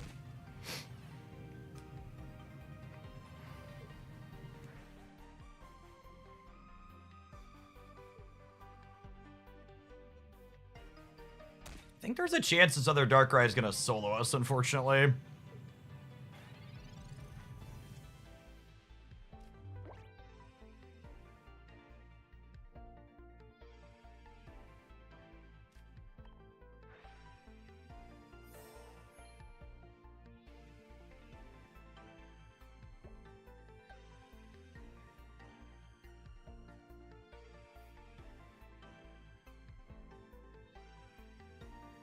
Trying to puzzle out if there's a line here. I don't think there is. I think I needed something that could survive a Darkrai hit, aka Melmetal. Retreat to heal up and hope for no Cyrus. This kills Skarmory with a cape in one. They also have the water shuriken, so whatever I'm doing is dying regardless. This is one of those spots where it's going to take my opponent several turns to win the game, but I believe we're in a checkmate situation from here. So me pausing here is trying to think, okay, what's the sequence of cards I can draw that result in me not just losing the game? And I'm not sure that that exists with us missing this for so long.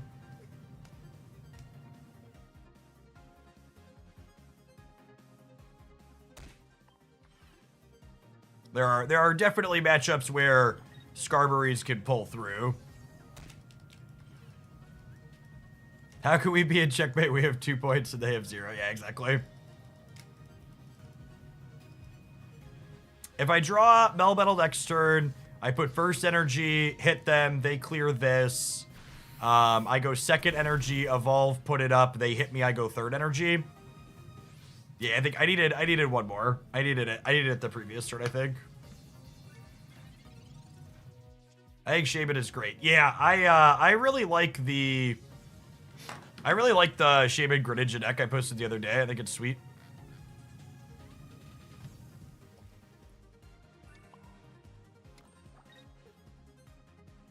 It's gonna be a little too late here.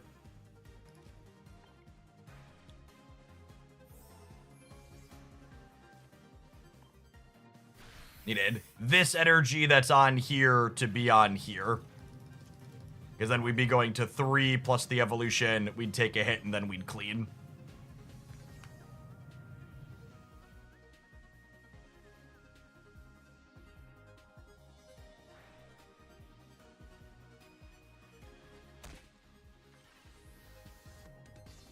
Do they have Cyrus anyways? It doesn't matter. Cool.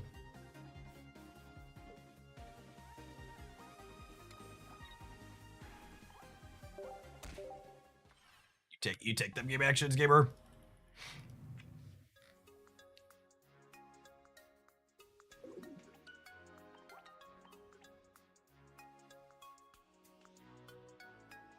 Could you have bought a turn by not taking a knockout on the Darkrai? Their deck is, generally speaking, playing 1 to 2 copies of Leaf, often 2. So statistically, it's better to just get the points there. But I like I said, I think it was a spot where it just didn't matter. Yeah, if you missed the Palkia Greninja deck, Palkia Greninja Shaymin, it's up on the YouTube channel. Our round 4 has paired. We're waiting for our opponent to check in. They are here. We are playing against Exeggutor. I assume this matchup's not good for us. We'll see how it goes. Let's hide this before I paste the code. Smart.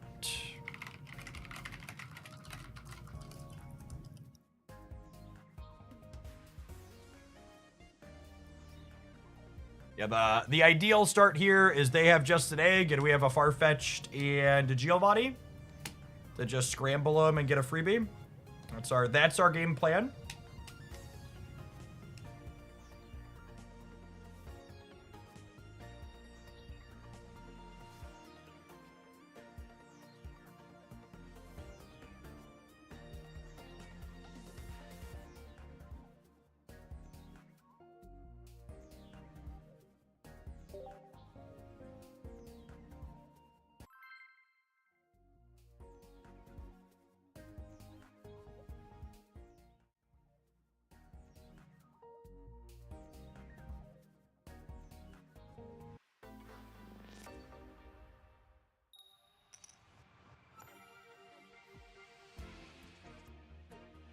So it's interesting.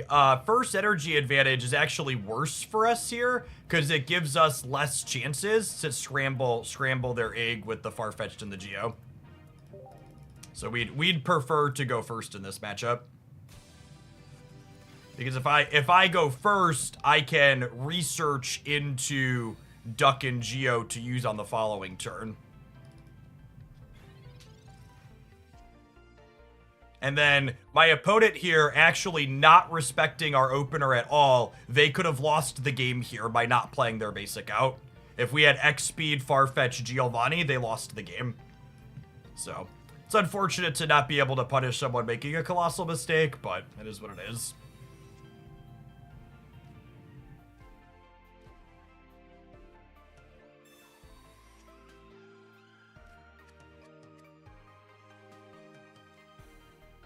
So the game plan from here is set up Mismagius and then win a bunch of coin flips.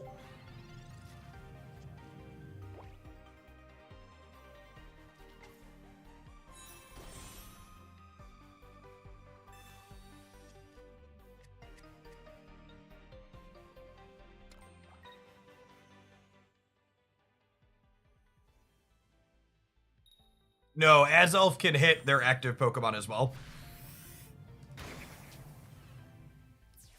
That's some more flexibility.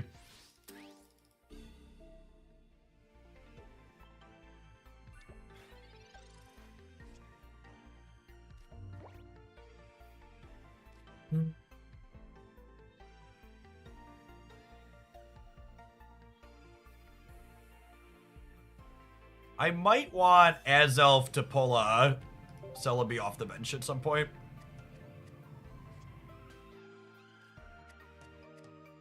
Heavy sigh.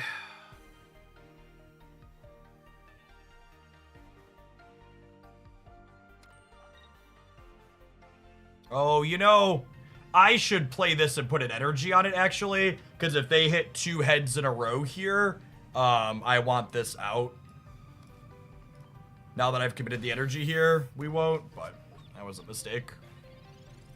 Notable that this opponent has no copies of Leaf and no copies of X Speed, meaning if they want to get the confusion off of this, they're going to have to put 3 energies on it, so.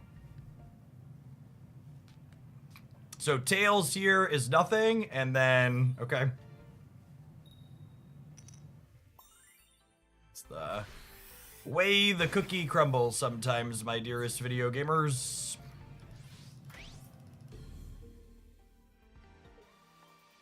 We are not 0% from here, just so we're clear. We have an avenue. The game plan involves Azelfing this up, and then clearing it, and then finishing this off after the fact.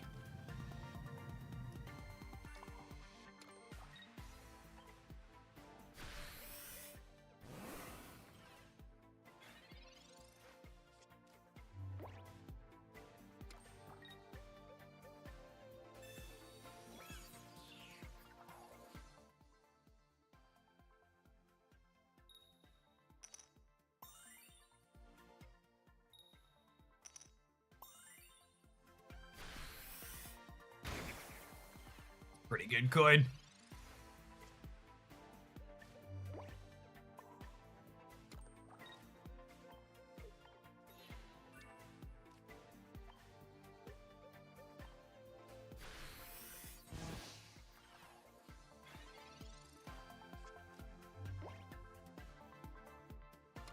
Now we know why the opponent didn't play around the cards that killed them on the first turn, because they just knew they were lucky enough that we'd never have it.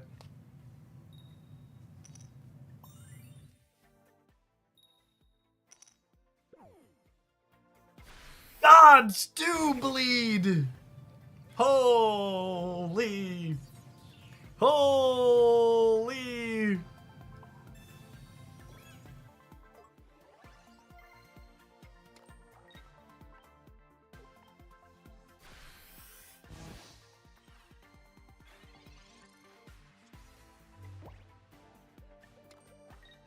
I don't even know if that Tails is good for us. It means I have to keep playing this game. If they had just hit like the 6 heads in a row, I would have had the sweet release of death.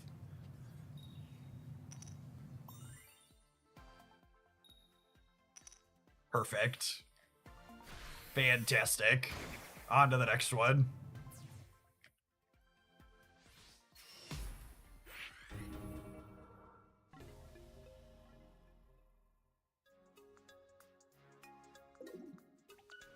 That game doesn't make me want to delete the deck at all, chat.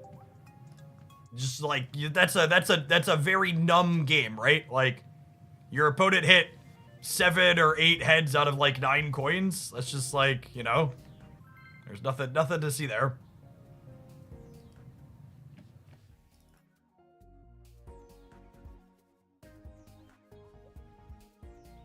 If you're gonna get mad about games like that, you really just shouldn't play Pokemon Pocket, okay?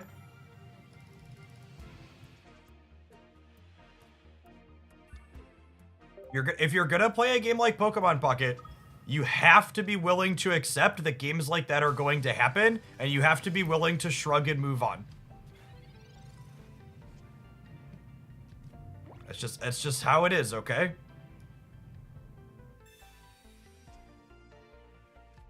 Gamers, I used to spend hundreds and thousands of dollars to fly across the country to miss my 3rd land drop in Game 3 and lose round 1 in a tournament. Like, my opponent hitting 7 or 8 heads out of 8 or 9 coins from the comfort of my basement is, like, not even a top 100 worst beats that have ever happened to me in a TCG. Just like, all right, we'll go to the next one.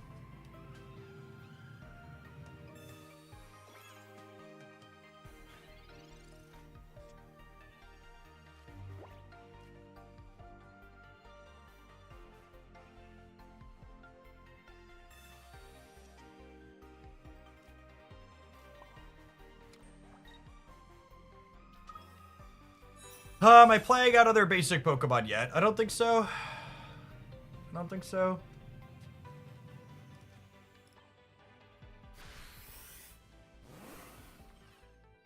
Even if they hit 3 heads in a row, they don't kill me next turn, so.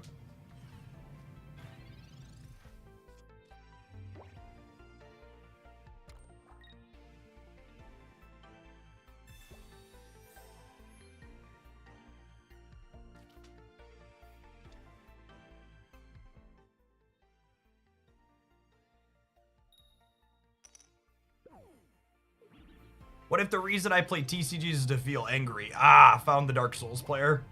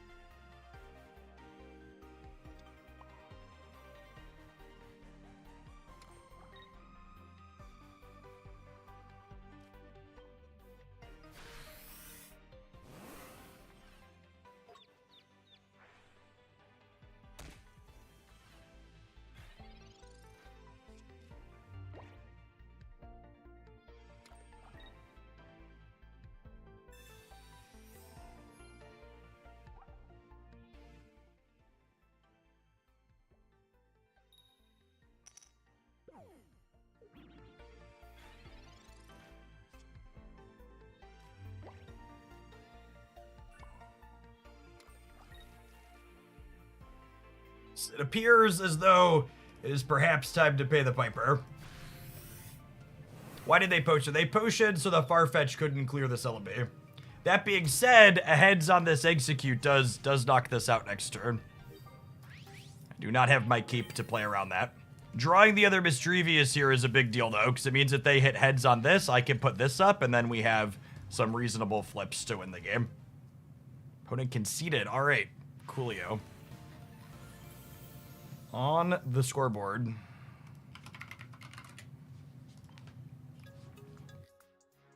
Let's see if we can have first evolution advantage this game, because that's actually what's more important in this matchup. So we've played 5 games in a row now in this tournament, not having the start that we want in terms of first or second energy advantage.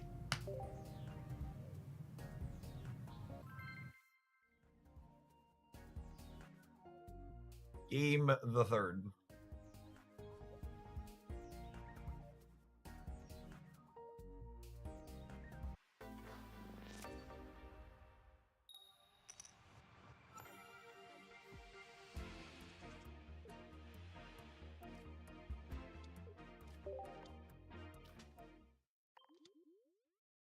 Two Geos and 15 cards.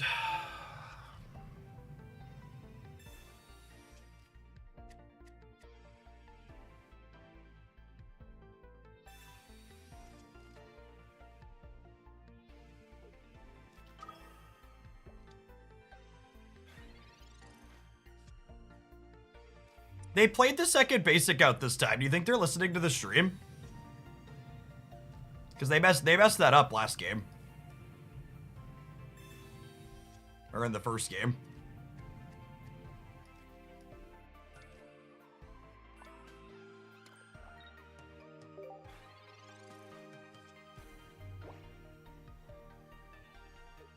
Yeah, they could have just... We didn't start Duck in the last game, so it was less likely, I suppose. For the record, chat, this is a minimal stakes community tournament. It's incredibly unlikely our opponent is screen peeking. This knockout would be a big deal here. They missed it. The knockout would mean a single EX knockout wins them the game. So now I've got a good start to let me leverage our first energy advantage here. We both decks have pretty ideal starts here, with the asterisk they missed their what's it called? All right, it's time for the hat ladies to go to work.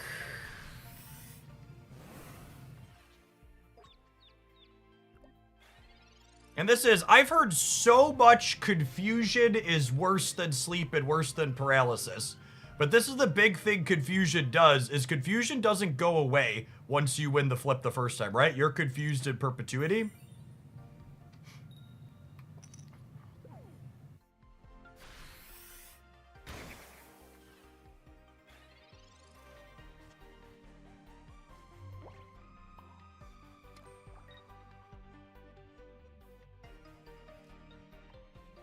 Just Erica is not enough to save them next turn. They need Erica and a cape or Erica and a potion.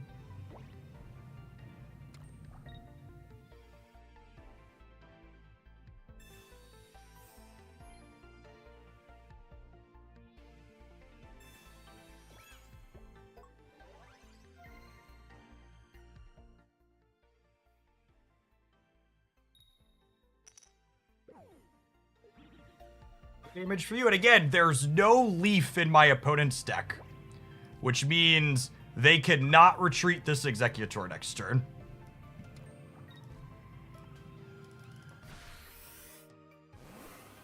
And they need second Erica plus a potion to not be dead here.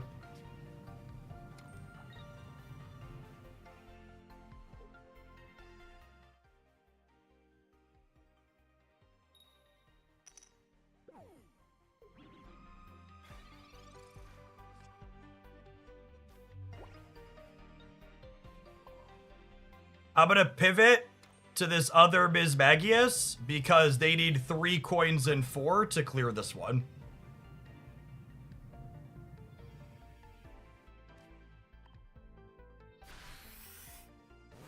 I don't want to pivot to the duck. Oh, was I supposed to pivot to the Mew and clear with that? Maybe I'm supposed to clear with the Mew here, actually. That's close.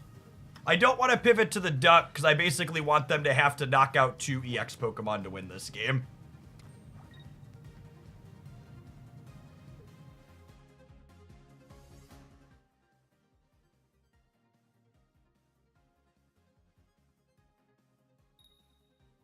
I have to blame you because I told my partner to not let her memes be dreams. And she was like, what does that mean? Do people say that? And I was like, some people do. Thank you for the 106 months, Tom.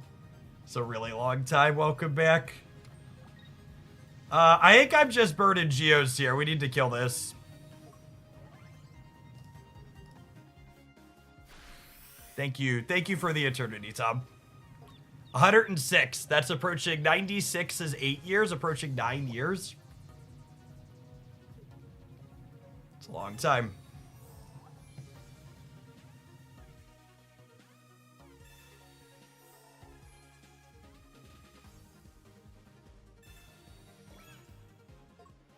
A lot of gear for the Celebi.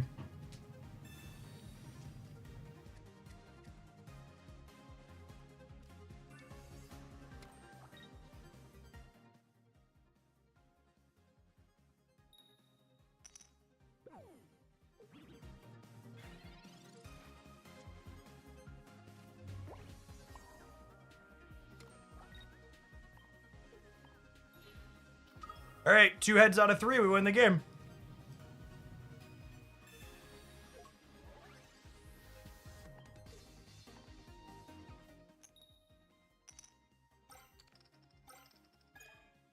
Couldn't have happened to a more deserving gamer after that first one. All right, lock it in. Lock it in. We're playing Mismagius tomorrow, gamers. Oh, no. Oh, no.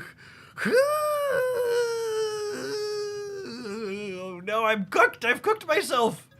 I've conned. This is the greatest con you'll ever see. I've conned myself into playing the terrible deck.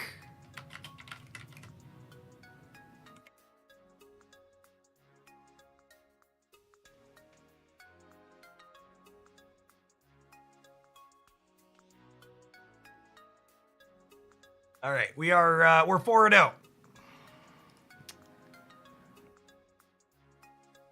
Let's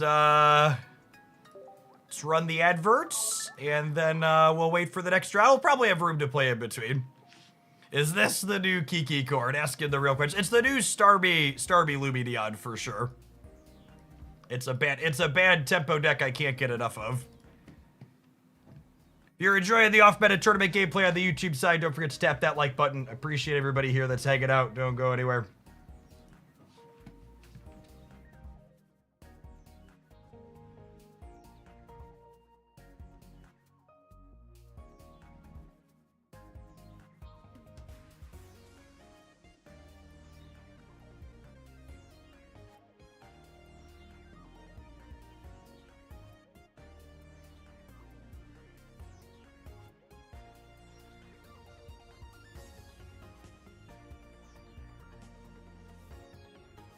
Jeff is legit gaslighting himself. Listen, I was trying not to, okay? I was trying not to.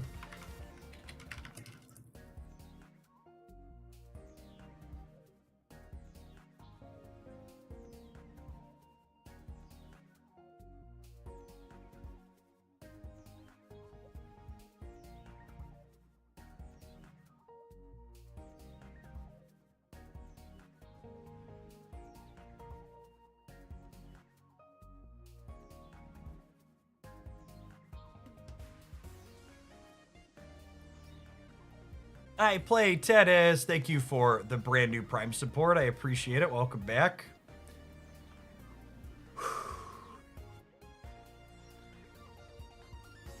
When in Gnome, thank you for the 20 months. Welcome back.